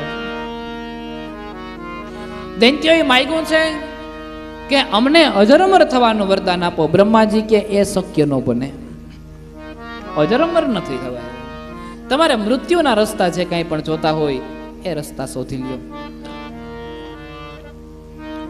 વિંધ્યોન્માલી તારકાક્ષ અને કમલાક્ષ આ ત્રણ દીકરાઓ છે આ ત્રણે ત્રણ જે દીકરાઓ છે એની પાસે ત્રણ મહેલ છે એક પાસે સોનાનો એક પાસે ચાંદીનો ને એક પાસે લોખંડનો સોના ચાંદી અને લોખંડના મહેલો છે એ ત્રણે ત્રણ મહેલને આપણા સંતોએ ત્રણ ગુણ સાથે સરખાવ્યા છે એક તમો ગુણ એક રજો ગુણ અને એક સત્વ ગુણ અને બ્રહ્માએ વરદાન એવું દીધું છે કે આ ત્રણે ત્રણ લોકને જે એક સાથે હણશે જે એક સાથે આ ત્રણે ત્રણ લોકને હરવશે એ જ વ્યક્તિ વિદ્યોન્માલી તારકાક્ષ અને કમલાક્ષને મારી શકશે બીજો કોઈ મારી શકશે નહીં અર્થ તમારી અંદર રહેલા જે 3 ગુણ છે, રજોગુણ, તમોગુણ અને સત્વગુણ, આ 3 ગુણ છે, એ 3 ગુણને એક સાથે મારો તો જ તમારી અંદર સાધુત્વ આવે, નહીતર એકાદ ગુણ રહી જાય ને તોય તમને ઓની તરફ પાછો ખેંચી જાય છે. એક ગુણ રહી જાય તો પણ તમને બીજાની તરફ પાછો ખેંચી જાય છે. તમો ગુણ છે, એક રજોગુણ છે અને એક સત્વગુણ છે. તમો ગુણનો અર્થ એવો થયો છે કે મારું છે એ તો બધું મારું, પણ તારું છે ને એ મારું. તારું કાંઈ નહીં, તારી પાસે જે છે મને દે, હું સાચું, હું મારી પાસે રાખું બધું. એમ કે મારું છે એ તો બધું મારું, પણ તારું છે એ મારું. અને તમો ગુણ. રજોગુણ એ સ્વાર્થ બુદ્ધિને ધરાવે છે કે મારું ઈ મારું ને તારું ઈ તારું, તું મારામાં ક્યાંય પગ ના મૂકતો હું તારામાં ક્યાંય પગ નહીં મૂક. સ્વાર્થ બુદ્ધિને ધરાવે છે. અને સત્વગુણ એટલે તારું છે એ તો બધું તારું, પણ મારી ક્યારેક જરૂર પડે તો તું તાર વયો આવજે, હું તને મદદ કરીશ. આને સત્વગુણ કીધો છે. જે સાધુ સ્વભાવ, સંન્યાસી સ્વભાવ. અર્થ લૂંટાવી દેવા નથી માંગતો, રાખવા તો માંગે છે, પણ સમય આવે કોકને મદદ કરવા માંગે છે. એકનો અર્થ થાય છે કે મારું છે એ બધું મારું, પણ તારું છે એ મારું. એકનો અર્થ થાય છે મારું ઈ મારું ને તારું ઈ તારું, એકાબીજામાં જોવાનું નહીં. અને એકનો અર્થ એ થાય છે કે તારું છે એ તો બધું તારું, પણ તારું હોવા છતાંય તારામાં કંઈક ઘટે તો મારી પાસે વયો આવજે, હું તને મદદ કરીશ. આ 3 ગુણોનો આવો અર્થ સંતો પાસેથી પ્રાપ્ત થયો છે. સુંદર ભાવને પ્રગટ કર્યો. અને શિવજી આ 3 રાક્ષસોને મારે છે. કઈ રીતે મારે છે એની થોડી ચર્ચાઓ કરી છે. પરમાત્માની દિવ્ય કથાનું વર્ણન કર્યું છે. મેરુ પર્વત છે, મેરુ પર્વત પર બેસી અદ્ભુત રીતે આ 3 રાક્ષસો પ્રગટ થાય છે અને અદ્ભુત રીતે મેરુ પર્વત પર જઈ અને એક ગુફાની અંદર તપસ્યા કરે છે. એક ગુફાની અંદર જઈ અને તપસ્યા કરે છે. અને બ્રહ્મા પ્રગટ થયા છે, બ્રહ્મા પ્રસન્ન થયા છે. અમર થવાનું વરદાન માંગ્યું છે, પરંતુ અમર થવાનું વરદાન માંગ્યું છે, પણ આ જગતની અંદર કોઈ અમર નથી એવું વરદાન આપ્યું છે. ત્યારે કીધું છે કે તો હવે શું કરવું જોઈએ? તો હવે મારે એક કામ કરવું જોઈએ કે તમે મૃત્યુના માર્ગને બંધ કરો, અને કોઈ તમને મારી શકે તો આ રીતે મારી શકે એવા દરવાજા ખોલી નાખો. એમ વરદાન માંગ્યું છે. 3 મહેલ આપો, અને 3 મહેલનું નિર્માણ પણ પાછું બ્રહ્મા જ કરે છે. 3 મહેલનું સર્જન પણ બ્રહ્મા જ કરે છે. અને એ જ સોનાનું, ચાંદીનું અને લોખંડનું આવી રીતે 3 મહેલ આપે છે. બને છે કંઈક એવું ભગવાન રાક્ષસી સ્વભાવ છે એટલે ધૈર્યને ધારણ ન કરી શક્યા, અને રાક્ષસી સ્વભાવ છે એટલે ધૈર્યને ધારણ ન કરી શક્યા. અને પછી 3 આક્રમણો કર્યા છે દેવતાઓ ઉપર. સુંદર કથાને દર્શાવી છે. તતો મયશ્ચ તપસા ચક્રે તિરહ પુરાણ્યક્ષ કાંચનમ તારકસ્ય કમલાક્ષરાજતમ વિદ્યુન્માલ્યયાયસં ચૈવ ત્રિવિધમ દુર્ગમોત્તમં સ્વર્ગે વ્યોમિંચ ભૂમોચ કામ્રજોગ્ન્યાનિતાનિ વે. 3 અસુરો માટે 3 લોકનું નિર્માણ કર્યું છે. અને એ પણ એવા લોક કે આ પૃથ્વી લોક ઉપર ક્યાંય આવો લોક ના હોય. આવા લોકોનું 3 અસુરો માટે નિર્માણ કર્યું છે. ભગવાન બધા ધીરે ધીરે દેવતાઓને પીડા આપવા લાગ્યા છે. તારકાસુરથી બધા જ દેવો પીડિત થયા. તારકાસુરના સંતાનોથી બધા જ દેવતાઓ પીડિત થયા. એટલે બધા દેવતાઓ સાથે મળી અને ભગવાન મહાદેવ પાસે ગયા. અને મહાદેવ પાસે જઈ અને મહાદેવની સ્તુતિ કરવા લાગ્યા છે. મહાદેવની સ્તુતિ કરતા કીધું છે, નમો હિરણ્યગર્ભાય સર્વસૃષ્ટિ વિધાયિને નમઃ સ્થિતિ કૃતે તુભ્યં વિષ્ણવે પ્રભવિષ્ણવે નમો હર સ્વરૂપાય ભૂત સંહારકારિણે નિર્ગુણાય નમસ્તુભ્યં શિવાયામિત તેજસે. સર્વ દેવતાઓ સાથે મળ્યા, બધા જ દેવો સાથે મળી ભગવાન શિવની બહુ મોટી સ્તુતિ કરે છે. 25-30 શ્લોકની અંદર સ્તુતિ છે. નમો હિરણ્યગર્ભાય, ભગવાનનું એક નામ છે હિરણ્યગર્ભાય. નમો સર્વ સૃષ્ટિ વિધાયિને, હે ભગવાન સૃષ્ટિના વિધાન કરવા વાળા હિરણ્યગર્ભ સ્વરૂપ બ્રહ્મા સ્વરૂપ આપને નમસ્કાર કરું છું. સૃષ્ટિનું પાલન કરનાર વિષ્ણુ સ્વરૂપ આપને નમસ્કાર કરું છું.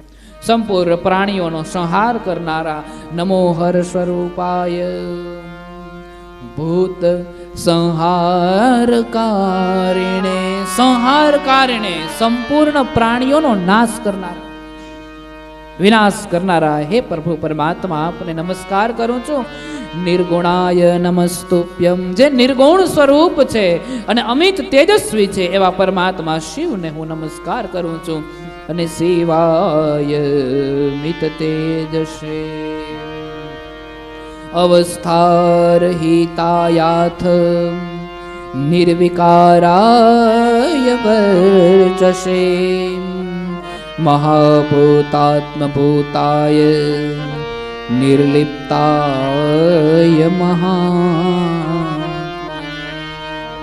મહાભૂતોના આત્મ સ્વરૂપ વર્તમાન નિર્લિપ્ત એવં આત્મા પરમાત્માના સુંદર સુંદર સ્તુતિ કરી અને ભગવાનના શરણોમાં વંદન કરે છે. સર્વ દેવતાઓની સ્તુતિઓથી ભગવાન મહાદેવજી પ્રસન્ન થયા અને ભગવાન મહાદેવજી પ્રસન્ન થયા અને મહાદેવજીને સુંદર રીતે સઘળી વાત કહીને સમજાવી છે કે તારકાસુરના 3 સંતાનો તારકાક્ષ, કમલાક્ષ અને વિદ્યુન્માલી આ ત્રણેય દેવતાઓને પીડા આપી રહ્યા છે. ત્યારે બધાએ કીધું છે કે આપ અમને એમાંથી બચાવો. પરંતુ એવું કહેવાય છે મહાદેવજી જાણે છે કે એ ત્રણેયને મારવા આ ત્રિપુરાસુર જ થયા હો. ત્રિપુરાસુરને મારવા એ સહેલા નથી, કારણ કે એની માથે એવું કહેવાય છે કે અત્યારે બહુ મોટું પુણ્ય છે. અને પુણ્ય કયું છે? તપસ્યાનું પુણ્ય. જ્યાં સુધી એના પુણ્યનો નાશ ન થાય ત્યાં સુધી એની ઉપર આક્રમણ કરવું યોગ્ય નથી, ત્યાં સુધી એને મારવા યોગ્ય નથી. એનું પુણ્ય નાશ થાય ત્યાં સુધી તો આપણે વાટ જોવી જ રહી. કોઈ પણ વિદ્વાન માણસ હશે એ પુણ્યશાળી ઉપર ક્યારે પ્રહાર નહીં કરે, કારણ એ જાણે છે કે પુણ્યશાળી વ્યક્તિ ઉપર ક્યારે પ્રહાર ન થાય. સુંદર કથાને દર્શાવી અને ત્યારે ભગવાન શિવજીએ એવું કીધું છે કે પહેલા એના પુણ્યનો નાશ કઈ રીતે થાય એનું આયોજન કરીએ. અને એના માટે એક યુક્તિ અપનાવી ભગવાન વિષ્ણુને આજ્ઞા કરી છે કે તમે એક પાખંડ ધર્મ ઉત્પન્ન કરો અને એ પાખંડ ધર્મ ઉત્પન્ન કરીને તમે એ રાક્ષસોને સૈન્યને તમારી તરફ ખેંચવાના પ્રયત્ન કરો, એટલે એનું સૈન્ય બળ ઘટી જાય. આપણી જે શત્રુ હોય, જેમ મહાભારતમાં દુર્યોધને કર્યું હતું, પાંડવોની સેના વધતી જતી હતી ને, એટલે નકુલ અને સહદેવ માદ્રીના સંતાન એટલે મદ્રરાજ જ્યારે આવતા હતા ત્યારે દુર્યોધને છેતરીને એની પાસેથી વચન લઈ લીધું કે મારી સેના તમને મદદ કરશે. એટલે પાંડવોની સેના ઓછી થઈ ગઈ. એમ સામેવાળાનું બળ ઘટાડવું હોય તો પેલા એની સેનાને ઓછી કરો. આ રણભૂમિનો પેલો નિયમ કે એનું બળ ઓછું કરો. ભગવાન શિવજીએ વિષ્ણુને આજ્ઞા કરી છે કે તમે એક ધર્મના સ્વરૂપને ધારણ કરો. અને ત્યારે ભગવાન વિષ્ણુ એક મુનિ સ્વરૂપની ઉત્પત્તિ કરી હતી. એ ધર્મ આજ પણ આ જગતની અંદર છે, પણ એ ધર્મ વિશે ન બોલાય, વિવાદ સ્વરૂપમાં પડીએ. મુનિ રૂપની ઉત્પત્તિ કરી છે, યતિ સ્વરૂપને ધારણ કર્યું છે. અને યતિ સ્વરૂપને ધારણ કરી અને પછી ધર્મના ઉપદેશો દીધા છે. હાથમાં અમુક વસ્તુઓ લીધી છે અને પછી એ કરતાં કરતાં જે ધર્મના નિયમો હોય એમાં વધારે ઉતરવો નથી, પણ એ કરતાં કરતાં ભગવાન નીકળે છે. હવે એ સ્વરૂપને ધારણ કર્યું છે, પણ સામેવાળાને આપણી તરફ પ્રભાવિત કરવા માટે કંઈક કરવું તો પડે ને.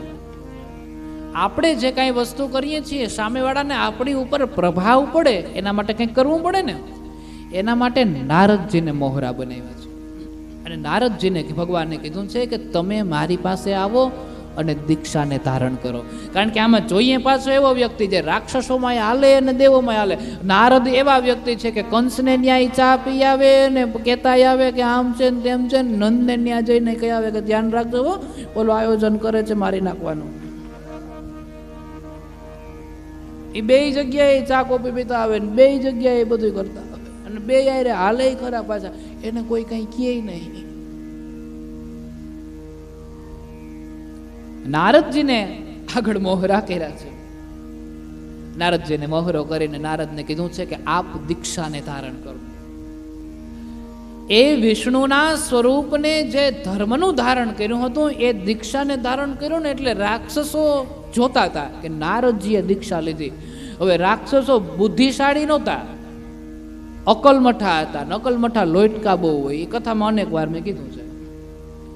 એટલે બુદ્ધિનો ઉપયોગ ન કર્યો, પણ નારદે જે કર્યું ને એ કરવા માટે ગયા. હવે ગુરુ ધારણ કરો એટલે ગુરુ કેમ કરવું પડે કે નહીં. એટલે નારદજીને જઈને પૂછ્યું તમે આ શું કર્યું, તો નારદજી કીધું કે નવો નવો ધર્મ નીકળો છે ને એને દીક્ષા લેવી, આમાં પુણ્ય બહુ મળે. અને આને તો એટલું જોતું હતું કે ગમે એટલું થાય પુણ્ય ભેગું કરીએ, પુણ્ય ભેગું કરીએ. પછી નારદજીને દીક્ષા લેતા જોયા એટલે ઓલા રાક્ષસોની સંખ્યા ભગવાન પાસે દીક્ષા લેવા ગઈ અને બધાએ દીક્ષા લીધી એટલે આ ધર્મમાં પરિવર્તન થઈ ગયું. એટલે ઓલી સંખ્યા થોડીક ઓછી થઈ. પછી બધાએ નક્કી કર્યું કે હવે આને મારવા માટે આક્રમણ કરાય. દેવતાઓ દ્વારા અસંભવ, કારણ કે જ્યારે બ્રહ્માજી પાસે વરદાન માંગ્યું ને ત્યારે એવું કીધું હતું કે અસંભવ રથ ઉપર અમારો મારનાર વ્યક્તિ સવાર કરે જે આ દુનિયામાં રથ શક્ય જ ના હોય, એવો રથ જ ના હોય. બધા દેવતાઓ સાથે મળીને અસંભવ રથ બનાવે છે. સૂર્ય અને ચંદ્રની રથના પૈડા બને. આ સામાન્ય માણસ પાસે આવો રથ ના હોય. અને ભગવાન શિવજી એ રથ ઉપર સવાર થાય છે અને એ રથ ઉપર સવાર થાય અને પછી આક્રમણ કરવા માટે જાય છે. ભગવાન શિવજી આક્રમણ કરવા માટે જાય છે, પણ ગણપતિની પૂજા કરતા ભૂલી જાય છે. એટલે ગણપતિ સમયને અંગૂઠા વડે દાબી દે છે. અને ગણપતિએ સમયને અંગુષ્ઠ વડે દાબી દીધા છે. એટલે યુદ્ધ ભૂમિની અંદર શિવજીને કઈ દેખાતું નથી. ગણપતિ કહે તો તમે જ વરદાન આપ્યું કે સર્વપ્રથમ પૂજા, અને મને પૂજા વગર તમે હાલી નીકળ્યા, દુનિયામાં કોણ મારું ધ્યાન રાખે. અને ત્યારથી કમૂરતાની શરૂઆત. આપણે કમૂરતા કહીએ ને કે એ સમય દરમિયાન ગણપતિની, કારણ કે ગણપતિએ સમયને દબાવી દીધો છે. ગણપતિની પૂજા, કારણ કે જ્યારે શિવજી નીકળ્યા છે અને શિવજીએ એ સમય દરમિયાન ગણપતિની પૂજા અંગુષ્ઠની અંદર પીડા આપીને અંગૂઠા વડે સમયને દાબી દીધો. પછી શિવજીએ પ્રાર્થના કરી છે, ગણપતિ પ્રસન્ન થયા છે અને સમયને છોડ્યો. અને તારકાસુરના જે પુત્ર હતા એની વચ્ચે અને શિવજીની વચ્ચે યુદ્ધ થયું છે. ત્રિપુરાસુરનો ભગવાન શિવે ઉદ્ધાર કર્યો છે. અને ત્રિપુરાસુરની સમક્ષ જ્યારે યુદ્ધ કરતા હતા ત્યારે એક સાથે આક્રમણ કરતા લોખંડ, ચાંદી અને સોનું, આ ત્રણેય જે નગરો હતા અને એક સાથે એ નગરોનો વિનાશ કર્યો છે. એટલે ત્રિપુરાસુરનો વધ થયો. ભગવાને ખૂબ લીલા દર્શાવી છે. અને આ રીતે તારકાક્ષ, કમલાક્ષ અને વિદ્યુન્માલી આ ત્રણેયનો ઉદ્ધાર થયાની કથા દર્શાવવામાં આવી છે. ત્રણેયનો ઉદ્ધાર થયો છે. એ બાદ જલંધરની કથાને દર્શાવી છે. જલંધરનું પ્રાગટ્ય જે રીતે થયું છે એ પ્રાગટ્યની કથા બહુ સુંદર શિવ મહાપુરાણની અંદર દર્શાવવામાં આવી છે. એક વખત શિવજી અને સમાધિની અંદર બેઠા હતા. એ સમયે કૈલાસ પર્વતમાં શિવજીને મળવા માટે થઈ ઇન્દ્ર અને બૃહસ્પતિ આ બંને જાય છે. બૃહસ્પતિ છે એ ગુરુનું કવચ છે, ગુરુની રક્ષા કરે છે. બૃહસ્પતિ અને ઇન્દ્રદેવ આ બંને કૈલાસ પર્વત પર જાય છે મહાદેવના દર્શન કરવા માટે થઈ. અને કૈલાસ પર્વત પર મહાદેવજીને થોડીક લીલા કરવાની ઈચ્છા થઈ, એટલા માટે થઈ મહાદેવજીએ એક યોગીના સ્વરૂપને ધારણ કરી લીધું. યોગીના સ્વરૂપને ધારણ કરી અને દરવાજા બાજુ બેસી ગયા. અને ઇન્દ્રએ એ યોગી પાસે જઈને કીધું કે મહાદેવ ક્યાં છે, શિવ ક્યાં છે? કારણ કે આ ઇન્દ્ર તો દેવતાઓનો રાજા ને, એટલે થોડાક અહમથી બોલ્યો, અહંકારથી બોલ્યો છે. હવે ગુરુદ્વારમાં જઈને તમે અહંકારને દર્શાવો એ વસ્તુ યોગ્ય નથી. અને ગુરુદ્વારમાં જઈને આપણે અહંકાર ઊભો કરીએ એટલે એનું પરિણામ ભોગવવું પડે. પરંતુ ઇન્દ્રના એક વાર પૂછવાથી એણીએ જવાબ દીધો નહીં, કારણ કે મહાદેવના જ સ્વરૂપ હતું. ઇન્દ્રએ બીજી વાર પૂછ્યું, ભાઈ તમને પૂછું છું કે મહાદેવ ક્યાં છે? ઇન્દ્રએ એને એ ઋષિએ જવાબ ન દીધું. ફરી પાછું કીધું છે, એ ભાઈ તમને પૂછું મહાદેવ ક્યાં છે? તેમ છતાં પણ જવાબ ન દેતા. ઇન્દ્ર પૂછ્યા કરે છે પણ બૃહસ્પતિ કઈ નથી બોલતા, કારણ કે બૃહસ્પતિ જાણે છે કે મહાદેવ કોઈ પણ સ્વરૂપે કોઈ પણ જગ્યાએ પ્રાપ્ત થઈ શકે છે. એટલે આમાં ખોટું કાંઈ ઊંચા નીચું થવાય નહીં. ગુરુના દરબારમાં આવ્યા છીએ, જેમ છે એમ શાંતિથી રહેવાય. અહીંયા પ્રભાવ દર્શાવવાના પ્રયત્ન ના કરે, અહીંથી જ શીખીને ગયા છીએ. અને ઘણા માણસોની આદત હોય કે જેની પાસેથી શીખા હોય ને એને જ્ઞાન દે, આમ કરો ને તો સારું હોય કે ભાઈ તને તો મેં શીખડાવ્યું છે. એટલે બૃહસ્પતિ જાણે છે કે અહીંયા કોઈ પણ જાતનું ડાપણ કરાય નહીં. અહીંયા મહાદેવ કોઈ પણ રૂપની અંદર આવે. અને આમ જ્યાં કીધું છે, ઇન્દ્રને થોડો ક્રોધ આવ્યો છે. ઇન્દ્રએ પોતાનું વજ્ર કાઢ્યું અને વજ્ર કાઢીને જ્યાં પ્રહાર કરવા માટે જાય છે, શિવજી પોતાના રૂપને ધારણ કરે છે અને શિવજી પ્રગટ થયા. શિવજી ક્રોધે પરાણા છે, પરંતુ ઇન્દ્રને કાંઈ થયું નહીં. ઇન્દ્ર બચી ગયા. બચી ગયા એનું કારણ છે ગુરુ કવચ એની ભેગું હતું, બૃહસ્પતિ સાથે હતા. બૃહસ્પતિ છે એ ગુરુનું કવચ છે, એને ભેગા હતા. એટલે બૃહસ્પતિએ જેમ તેમ, જેમ કાકભૂષુંડીનું પેલું થયું ત્યારે કેમ પ્રાર્થના કરી હતી, નમામિ શમિશામ નિર્વાણ રૂપમ વિભુમ વ્યાપકમ બ્રહ્મ વેદ સ્વરૂપમ નિજમ નિર્ગુણમ નિર્વિકલ્પમ નિર્યમ ગિરા જ્ઞાન ભાકાસવાસમ ભજેયમ. એ રીતે બૃહસ્પતિએ શિવજીની વંદના કરી, શિવજીની સ્તુતિ કરી, અને શિવજીની સ્તુતિ કરીને શિવજીને વિનવી લીધા. પરંતુ એ સમયે શિવની આંખમાંથી અગ્નિ જ્વાલા ઉત્પન્ન થઈ, અને એ અગ્નિ જ્વાલા પછી ઇન્દ્ર ઉપર ન પડી અને પૃથ્વી ઉપર પડી, અને પૃથ્વી ઉપર સમુદ્રની અંદર પડી, એટલે જળમાં પડી. અને જળમાં પડી છે એટલા માટે થઈ, જળ આ શિવના તેજને સહન ના કરી શક્યો. હવે કાર્તિકેયનું જે તેજ હતું એને કોઈ સહન ના કરી શક્યું, કારણ કે એ શિવનું તેજ. અને એ ત્યારે તો શિવજી ક્રોધે પણ નહોતા, એ ક્રોધમાં નહોતા, શાંત સ્વરૂપમાં હતા. એ સમયે ઉત્પન્ન થયેલું જે તેજ હતું એને જો સહન ના કરી શક્યા હોય તો આ તેજ તો ક્રોધમાંથી ઉત્પન્ન થયું, તો જળ કઈ રીતે સહન કરી શકે?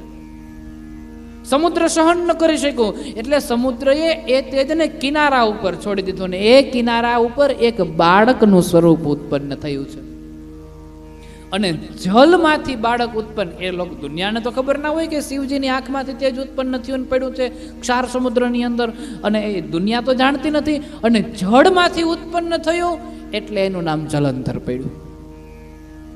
અને જલંધર નામ પડ્યું છે એટલા માટે દરિયા કિનારે એકલું બાળક હતું, એટલે એ બાળકને જોઈને બ્રહ્માજીને દયા આવી.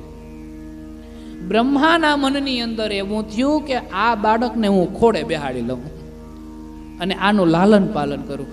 આપણે જ્યારે ઈશ્વરે સંતાન નથી દીધું ત્યારે ઈશ્વર આપણને મુક્ત કરવા માગે છે કે આ જન્મમાં તું મારી ભક્તિ કરી લે, તને મુક્તિ પ્રાપ્ત થઈ જશે. જો તને સંતાન આપે ને તો તું એની માયામાં ફસાઈ જાય. પણ આપણે શું કરીએ છીએ, ઈશ્વરના સંદેશને ધ્યાનમાં નથી લેતા અને આપણે સમાજમાં સારું કરવા જઈએ છીએ. કોકના દીકરાને ખોડે બેહાડીએ એટલે આપણો સ્વાર્થ સંધાઈ જાય અને આપણે દુનિયાને એવું દેખાડવા માંગે જો મેં આને મોટો કર્યો, એટલે સમાજમાં હારાઈ લાગી. અને પછી એ જ દીકરો જ્યારે મોટો થાય ને ત્યારે આપણને તરછોડે, એટલે વરી પાછા એ માયાના બંધનમાં બંધાય, એટલે વરી ધક્કા ખાવાનું ચાલુ થાય. નહીતર ઈશ્વરે તો આપણને મોકો દીધો છે કે સંતાન નથી આપ્યું એટલે ભગવાનનું ભજન કર, ભગવાનની કીર્તિ ગા, ભગવાનનો સત્સંગ કર, 2 માળા વધારે કર. કારણ કે તું 2 માળા કરીશ વધારે તો તું ભગવાનને નથી, કારણ કે તને માયા તો કંઈ છે નહીં. સંતાન પ્રત્યેનો મોહ, સંતાન પ્રત્યેની માયા, આ જે બધી વસ્તુઓ છે એ તો હવે આપણે ઈશ્વરે દીધું જ નથી. એનો અર્થ ભગવાન આપણને નજીક લેવા માંગે છે, પણ આપણે હામો ધક્કો મારીએ કે અમાર નથી આવું, આમ જાય. સંતાન નથી એનો અર્થ આ સમાજે ઉલટો લીધો છે. ઈશ્વર એને નજીક બોલાવવા માંગે છે કે તું વધારે ભગવાનની ભક્તિ કર, વધારે ભગવાનનું ભજન કર, એટલે તને મુક્તિ પ્રાપ્ત થાય. પણ આપણે સમાજના વ્યવહારમાં બંધાવા માંગીએ છીએ. બ્રહ્માજી સમાજ કલ્યાણ કરવા માટે ગયા કે બિચારો બાળક છે, દરિયા કિનારે પડ્યું છે, રોવે છે, દરિયાના જળચર જે પ્રાણીઓ છે એને નુકસાન પહોંચાડશે, એના કરતા હું એક કામ કરું, એ બાળકને ખોળે બેહાડ લઉં, મારું સંતાન સમજીને એને મોટો કરી. પૃથ્વી ઉપર આવ્યા, બ્રહ્માજીએ બાળકને હાથમાં લીધું ને ખોળામાં બેહાડવા ગયા ને તો આ તો શિવનો ક્રોધ છે ને એમાંથી ઉત્પન્ન થયા. બ્રહ્માજીની દાઢી ખેંચીને એવી ખેંચી બ્રહ્માના આંખમાં પાણી આવી ગયા. સંતાનને તમે જ્યારે કોઈના સંતાનને તમે જ્યારે ખોડે બેસાડો છો ને પછી એ સંતાન ખોટા કામ કરે લાઈકમાં પાણી, આ લીલાઓ છે હો બધી. બ્રહ્માજીના આંખમાં પાણી આવી ગયા. બ્રહ્માજી જેમ તેમ કરીને બાળકને છોડાવીને જમીન ઉપર પાછો મૂકીને બ્રહ્મલોકમાં વયા ગયા. આપણે સમાજ કલ્યાણના કામ નથી કરવા, આપણે આપણા ઠેકાણે બરોબર છીએ, આપણે એવું કઈ કરવાનું થતું નથી, આપણે આપણી જગ્યાએ બરોબર છે. એ જલંધર એવું કહેવાય છે કે એ શિવનું તેજ હતું. બ્રહ્માને એમ થયું કે આમ કરી લઉં, પણ એ શક્ય ન બન્યું. જલંધરે તપસ્યા કરી છે, ખૂબ વરદાનોને પ્રાપ્ત કર્યા છે. વરદાનોને પ્રાપ્ત કરી ત્રિલોક પર રાજ કરવા લાગ્યો. વરી દેવતાઓને પીડા થઈ, દેવતાઓએ સહાય માંગી છે ભગવાન પાસેથી, ભગવાન સહાય કરવા માંગે છે. એક વખત જલંધરના ગણો હતા, એ બધા ફરવા નીકળ્યા હતા.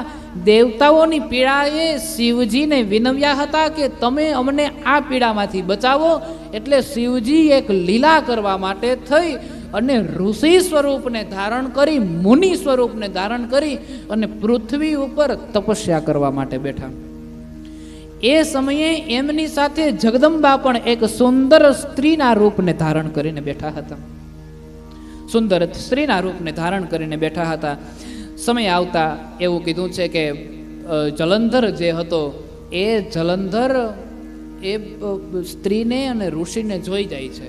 એટલે ગણોએ સલાહકાર સારા રાખજો, જોજો આમાંથી શીખવાનું છે. એટલે જલંધરના ગણોએ જલંધરને એવું કીધું કે આ જોગી જોવ, નથી એની જટાનું ઠેકાણું, નથી એના કપડાનું ઠેકાણું, નથી એના અંગનું ઠેકાણું, અને આવી સુંદર સ્ત્રીનું તમારે એને કરવાનું. આવી સુંદર સ્ત્રીનું એ કરશે શું? આવી સુંદર સ્ત્રી તો હે જલંધર રાજા તમારી પાસે હોવી જોઈએ. આમ જ્યાં કીધું છે, જલંધરે રાહુને કીધું કે જઈ અને એ સ્ત્રીને લઈ આવો. શિવના ગણો એ સ્ત્રીને લઈ જવા દેવા નથી માંગતા. રાહુએ કીધું કે મને બહુ ભૂખ લાગી. ભગવાન કે તું તને ને તને ખા. એટલે પછી એનું મસ્તક રીએ છે ને બીજું બધું ખવાઈ જાય છે ને એવી બધી કથાઓ છે કે તું તને જ ખાય. શિવજી એવું કે તું તને ને તને ખા, પછી ખાલી માથું રીએ, બીજું બધું ખાઈ જાય છે. આવી અમુક ચર્ચાઓ છે. જલંધર સાથે યુદ્ધ થયું છે. વિષ્ણુ યુદ્ધ કરવા જાય છે, વિષ્ણુ જીતી ન શક્યા. બ્રહ્મા યુદ્ધ કરવા, બ્રહ્માજી પાસે જ્યાં ગયા છે દેવતાઓ બધાય કે આ તમે જાઓ ને જલંધર આરે યુદ્ધ કરો. બ્રહ્માજી કે આપણે ન જાય હો, જ્યારે ઝીણકો હતો તે દાઢી ખેંચીને આંખમાં પાણી આવી ગયા હતા, હવે આપણું કામ નહીં. એટલે હું યુદ્ધ કરો, શિવજી પાસે જાઉં. અને શિવજીને જ્યાં ખબર પડી કે વિષ્ણુ પણ જલંધરને હરાવી ન શક્યા, એટલે શિવજીએ ભગવાન વિષ્ણુને કીધું કે તમે ન હરાવી શક્યા? એટલે ભગવાન વિષ્ણુ કે ભગવાન ન હરાવી શકીએ, તમારું તેજ છે, તમારી આંખમાંથી ઉત્પન્ન થયું છે, તમારું તેજ છે. આની સામે તો તમારે જ યુદ્ધ કરવા જવું પડે. અને શિવજી બરાબર એમ કહેવાય છે કે ત્યારે જલંધરની સમક્ષ યુદ્ધ કરવા માટે જાય છે. અનેક પ્રકારના પ્રહારો કરે છે અને જલંધરનો ઉદ્ધાર કરી દે છે. જલંધરનો વધ થયો, શંખચૂડનો ઉદ્ધાર કર્યો છે. ત્યારબાદ ભગવાને અંધકનો ઉદ્ધાર કર્યો છે. અંધક છે એ હિરણ્યકશિપુ હિરણાક્ષનો પુત્ર છે. હિરણાક્ષના મનની અંદર ઈર્ષા થઈ હતી કે મારો ભાઈ હિરણ્યકશિપુ છે એટલો ધનવાન શા માટે, એની પાસે એટલું ધન શા માટે આવ્યું, આની મારે તપાસ કરવી જોશે. અને એની પાસે એટલું ધન શા માટે આવ્યું એની તપાસ કરવા જ્યાં ગયો ત્યાં ખબર પડી કે એણીએ તો ભગવાન શિવની ભક્તિ કરી છે અને શિવજીએ એને ધનવાન બનાવી દીધો. એટલે એણે દેખાદેખીની ભક્તિ ચાલુ કરી. ભગવાન શિવની ભક્તિ મારા ભાઈએ કરી એટલે મારો ભાઈ ધનવાન થયો, હવે હુંય શિવની ભક્તિ કરું એટલે હુંય ધનવાન થાઉં. અને દેખાદેખીની ભક્તિ હોય ને એને આંધળી ભક્તિ કહેવાય. એને આંધળી ભક્તિ કીધી છે. ઘણી જગ્યાએ આપણે જોતા હોય કે જો એક વ્યક્તિ રોજ એક વ્યક્તિની ઉપર બહુ દુઃખ હોય અને રોજ મહાદેવના દર્શન કરવા જાય અને એનું દુઃખ સુખમાં પલટાઈ જાય એટલે સમાજ તો જોતો હોય ને એટલે સમાજ પછી વિચાર કરે જોઈ કે ઓલા મહાદેવ છે ને આ ભાઈ કાયમ દર્શન કરવા જતો હતો ને તો એ મહાદેવ એના દુઃખને દૂર કરી દીધા, હાલ આપણે જઈએ. એટલે આ જે ભક્તિ થઈ એ દેખાદેખીની ભક્તિ થઈ. દેખાદેખીની નહીં, અંતરથી ઉત્પન્ન થવું જોઈએ કે મારે ભગવાનની ભક્તિ કરવી છે. હમણાં રમેશભાઈ કહ્યું ને કે મુક્તિ મળે કે ના મળે મારે ભક્તિ તમારી કરવી છે. દેખાદેખીની ભક્તિ નહીં. અને દેખાદેખીની ભક્તિ હોય એનાથી અંધ ભક્તિ થાય છે. એટલે હિરણાક્ષને અંધ પુત્ર ઉત્પન્ન થયો અને જેનું નામ અંધક પડ્યું. હવે આંધળો પુત્ર છે એટલે રાજ્ય તો કરી ન શકે, કારણ કે આંધળો છે. એટલા માટે મહાદેવની તપસ્યા કરે છે અને મહાદેવ પ્રસન્ન થાય છે અને મહાદેવ પાસે માગ્યું એવું કે હે પ્રભુ મને દ્રષ્ટિ આપો કે જેથી હું તમારા દર્શન કરી શકું. પછી દ્રષ્ટિ આપે છે. પછી મહાદેવે કીધું નહોતું કે તું બીજા કાંઈ વચન માગ હું તને આંખ આપું છું. આપણે માણસ જેવો સ્વભાવ છે એટલે માણસ કરી નાખે છે. આપણી માથે જ્યારે દુઃખ આવે છે ત્યારે આપણે ભગવાનના ચરણે જઈને પ્રાર્થના કરી. એમ નમ જો ખાલી ભગવાનના ચરણે જઈને બે આંસુ પાડીને એમ કહી દે કે હે પ્રભુ મારા દુઃખને દૂર કર, તો ભગવાનને જોતું કાંઈ નથી, એના દુઃખને તો દૂર કરી જ દે છે. પણ આપણે છીએ કે માનતાઓ કરીએ છીએ કે હે ભગવાન મારા દુઃખને દૂર કર તો હું 11 નારિયેળનું તોરણ ચડાવી. અને જેવું દુઃખ દૂર થાય ને એટલે 11 નારિયેળનું તોરણ ભૂલાઈ જાય. પછી તોરણ ક્યાં હું ક્યાં, તોરણની રીતે ને આપણે આપણી રીતે. ભગવાન નથી કહેતા કે તમે માનતા કરો. ભગવાનની સામે તમે ખાલી દુઃખ ગાવ તો ભગવાન તો દૂર કરી જ દે, એ દૂર કરવા જ બેઠા છે. પણ અંધકે એવું કીધું કે તમે મને દ્રષ્ટિ આપો અને જો તમે મને દ્રષ્ટિ આપશો તો મારી દ્રષ્ટિ કોઈ સ્ત્રી ઉપર કુદ્રષ્ટિ પડે એટલે મારો વિનાશ થઈ જાય. આવી વાત જ્યાં કરી છે, સ્ત્રી સાથે પડે ત્યારે મારો વિનાશ થઈ જાય, આવી ચર્ચાઓ જ્યાં થઈ છે ત્યાં ભગવાન એવું કહેવાય છે કે પછી રાજા થયો એટલે બોર્ડ આવ્યું એટલે સત્તા આવી એટલે અભિમાન આવ્યો અને રાક્ષસી બુદ્ધિ એટલે બધાને ફરી પાછો હેરાન કરવા માંડ્યો. વરી પાછી કથા એની એ સ્ટોરી છે આખી રિપીટ થઈ. દેવતાઓને હેરાન કર્યા, દેવતાઓના રાજ્ય ઉપર રાજ લઈ લીધું, પછી દેવતાઓ વરી પાછા એવું કહેવાય છે કે ભગવાન શિવજીને વિનવવા ગયા, શિવજીને પ્રાર્થના કરીને અમને આમાંથી ઉદ્ધાર કરો. અને પછી શિવજી વરી પાછા કોઈ પણ સ્વરૂપની અંદર પ્રગટ થાય છે અને વરી એને ઉદ્ધાર કરવા માટે જાય છે. હવે આ વખતે શિવજી એક સુંદર સ્ત્રીને સાથે લઈ અને યોગી સ્વરૂપની અંદર જાય છે. અહીંયા પણ પેલો પ્રસંગ બને છે કે આવી સુંદર સ્ત્રીનું એને શું કામ છે? અને એ અંધકની દ્રષ્ટિ દેવી ઉપર પડે છે, પાર્વતીજી ઉપર પડે છે અને પડતાની સાથે એ જ સમયે અંધકનો વિનાશ થઈ જાય છે. અંધકને પશ્ચાતાપ થયો અને અંધકને ખબર પડી છે કે હવે મેં ભગવાન પાસેથી વરદાન માંગ્યું હતું કે મારી દ્રષ્ટિ જ્યારે ખરાબ પડશે ત્યારે મારો વિનાશ થાય, એ મારો જીવનનો છેલ્લો દિવસ હોય. એટલે અંધક સમજી જાય છે કે આ મારો છેલ્લો દિવસ છે. ત્યારબાદ ભગવાને ગજાસુરનો ઉદ્ધાર કર્યો છે. અંધકના મૃત્યુ થયું છે, અંધકનો ઉદ્ધાર થયો, ગજાસુરનો ઉદ્ધાર થયો અને ગજાસુરના વસ્ત્રનો મહાદેવે સ્વીકાર કર્યો છે. એ બાદ મહાદેવે વ્યાઘ્રનો ઉદ્ધાર કર્યો છે અને વ્યાઘના વસ્ત્રનો મહાદેવે સ્વીકાર કર્યો છે. ઉત્વલ વિરલ નામના 2 અસુર થયા અને પાર્વતીજી પુષ્પના દડા વડે રમે છે અને પુષ્પના દડા વડે ઉત્પલ અને વિરલના વિનાશ થાય છે. એવી એક કથાનું રચના કરી છે. ભગવાન વચ્ચે એક કથા એવી પણ દર્શાવી છે કે પ્રહલાદના વંશની અંદર બલિરાજા થયા, બલિરાજાના બાણાસુર થયા, બાણાસુર ભગવાનના મોટા ભક્ત થયા, ભગવાનની ભક્તિ કરી છે અને 1000 જેટલા હાથ માંગ્યા છે. પછી એની સાથે ભગવાન કૃષ્ણનો યુદ્ધ થાય છે ભગવાન શિવજી એને બચાવવા માટે જાય છે, પરંતુ ભગવાન કૃષ્ણ એક માયાવી બાણ છોડે છે. ભગવાનને એમ બગાસું આવ્યું. એ સમય દરમિયાન ભગવાન બાણાસુરના બધા હાથ કાપી નાખે, ખાલી 4 વધે છે. અને 4 જ હાથ વધ્યા છે. ભગવાન શિવજી પાછા ભાનમાં આવ્યા છે. શિવજીએ ભગવાનને કીધું કે એને મારશો નહીં, એને બુદ્ધિ આપો. બાણાસુરને બુદ્ધિ આપી છે અને ભગવાને બાણાસુરનો પણ ઉદ્ધાર કર્યો છે. આવી રીતે અનેક પ્રકારના યુદ્ધો કરી અને ભગવાને આ યુદ્ધ ખંડને અહીં વિશ્રામ આપ્યો છે. હવે પછીની જે કથા છે એ સતરુદ્ર સંહિતા દર્શાવી છે. સત કહેતા 100, ભગવાન શિવના 101 જેટલા અવતારો એટલે સતરુદ્ર સંહિતા. અને સત્ય અવતારો, સત્યની કથા એટલે સતરુદ્ર સંહિતા વગેરે બધી વિદ્વાનો દ્વારા રચના કરવામાં આવી છે. આઈએ ભગવાનના એ અવતારોની જે કથા છે એ કથાને આપણે આવતીકાલે સાંભળીશું. આ કથાને આજે અહીં વિશ્રામ આપીએ. ગુરુદેવ તમારી જય જય હો, મહાદેવ તમારી જય જય હો. ગુરુદેવ તમારી જય જય હો, મહાદેવ તમારી જય જય હો.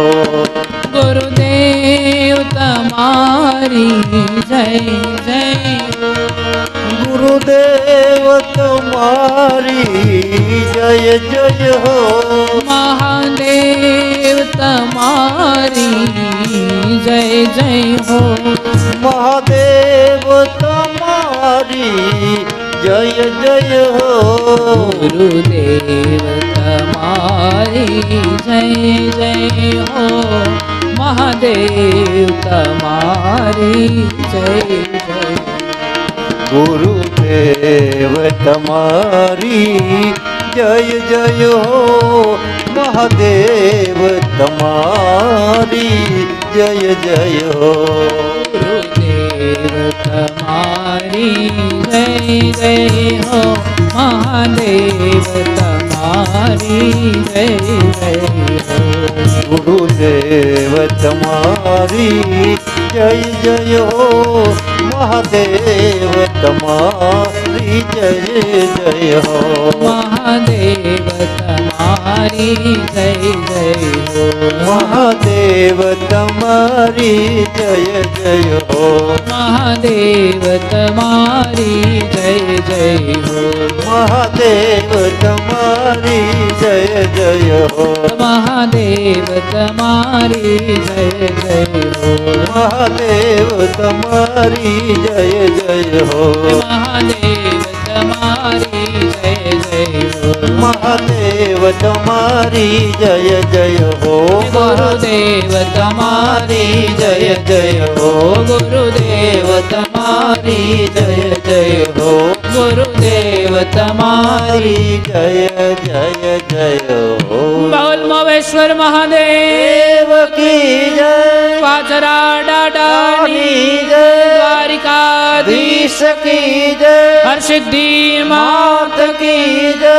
હરિ ઓમ નમઃ પાર્વતી પતે હર હર મહાદેવ. આઈએ આ કથાને અહીં વિશ્રામ આપીએ. આવતીકાલે આપણે જે કથા સાંભળવાના છીએ એમાં શિવજીના અનેક જે અવતારો છે એ અવતારોની ચર્ચા કરશું. આઈએ આ કથાને આજે અહીં વિશ્રામ આપીએ. સર્વ બહેનોને વિનંતી છે આરતી કરવા માટે આગળ પધારે.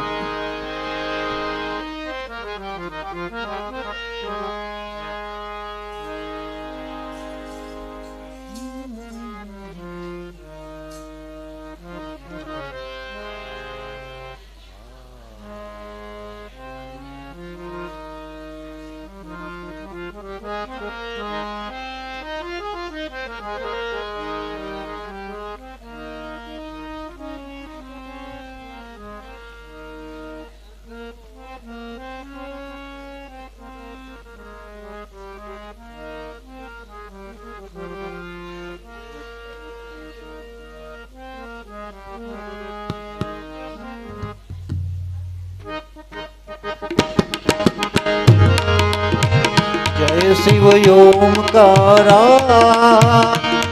प्रभु जय शिव ओमकारा.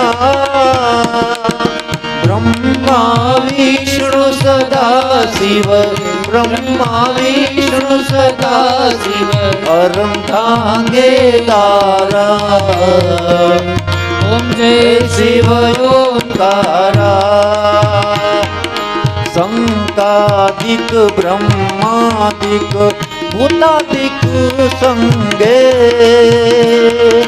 કર્મધ્યે કમંડલ કર્મધ્યે કમંડલ ચક્ર ત્રિશુલ ધરતા ઓમ જય શિવ ઓંકારા ઈનો રૂપ નિરખતા ત્રિભુવન મન મોહે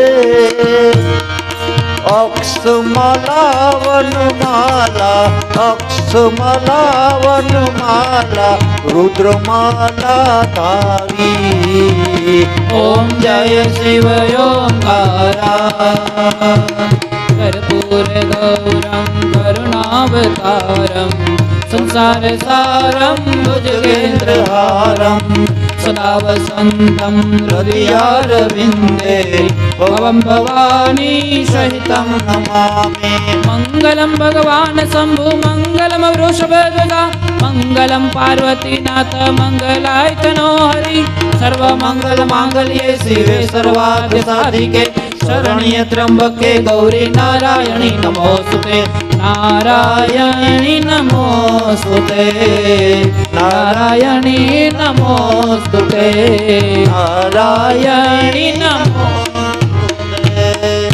બોલ મોવેશ્વર મહાદેવ દેવ કી જય વાછરા દાદા દાદાની જય હરિ ઓમ નમઃ પાર્વતી પતયે હર હર મહાદેવ હર ગંગે હર નર્મદે હર જડા શંકરે હર હર મહાદેવ આજની આ કથાને વિશ્રામ આપીએ. આજે સૌને જય શ્રી કૃષ્ણ. કાલે વેલા આવજો. હરિગુણ ગાવા હરિરસ પીવા સાથે સૌને લાવજો.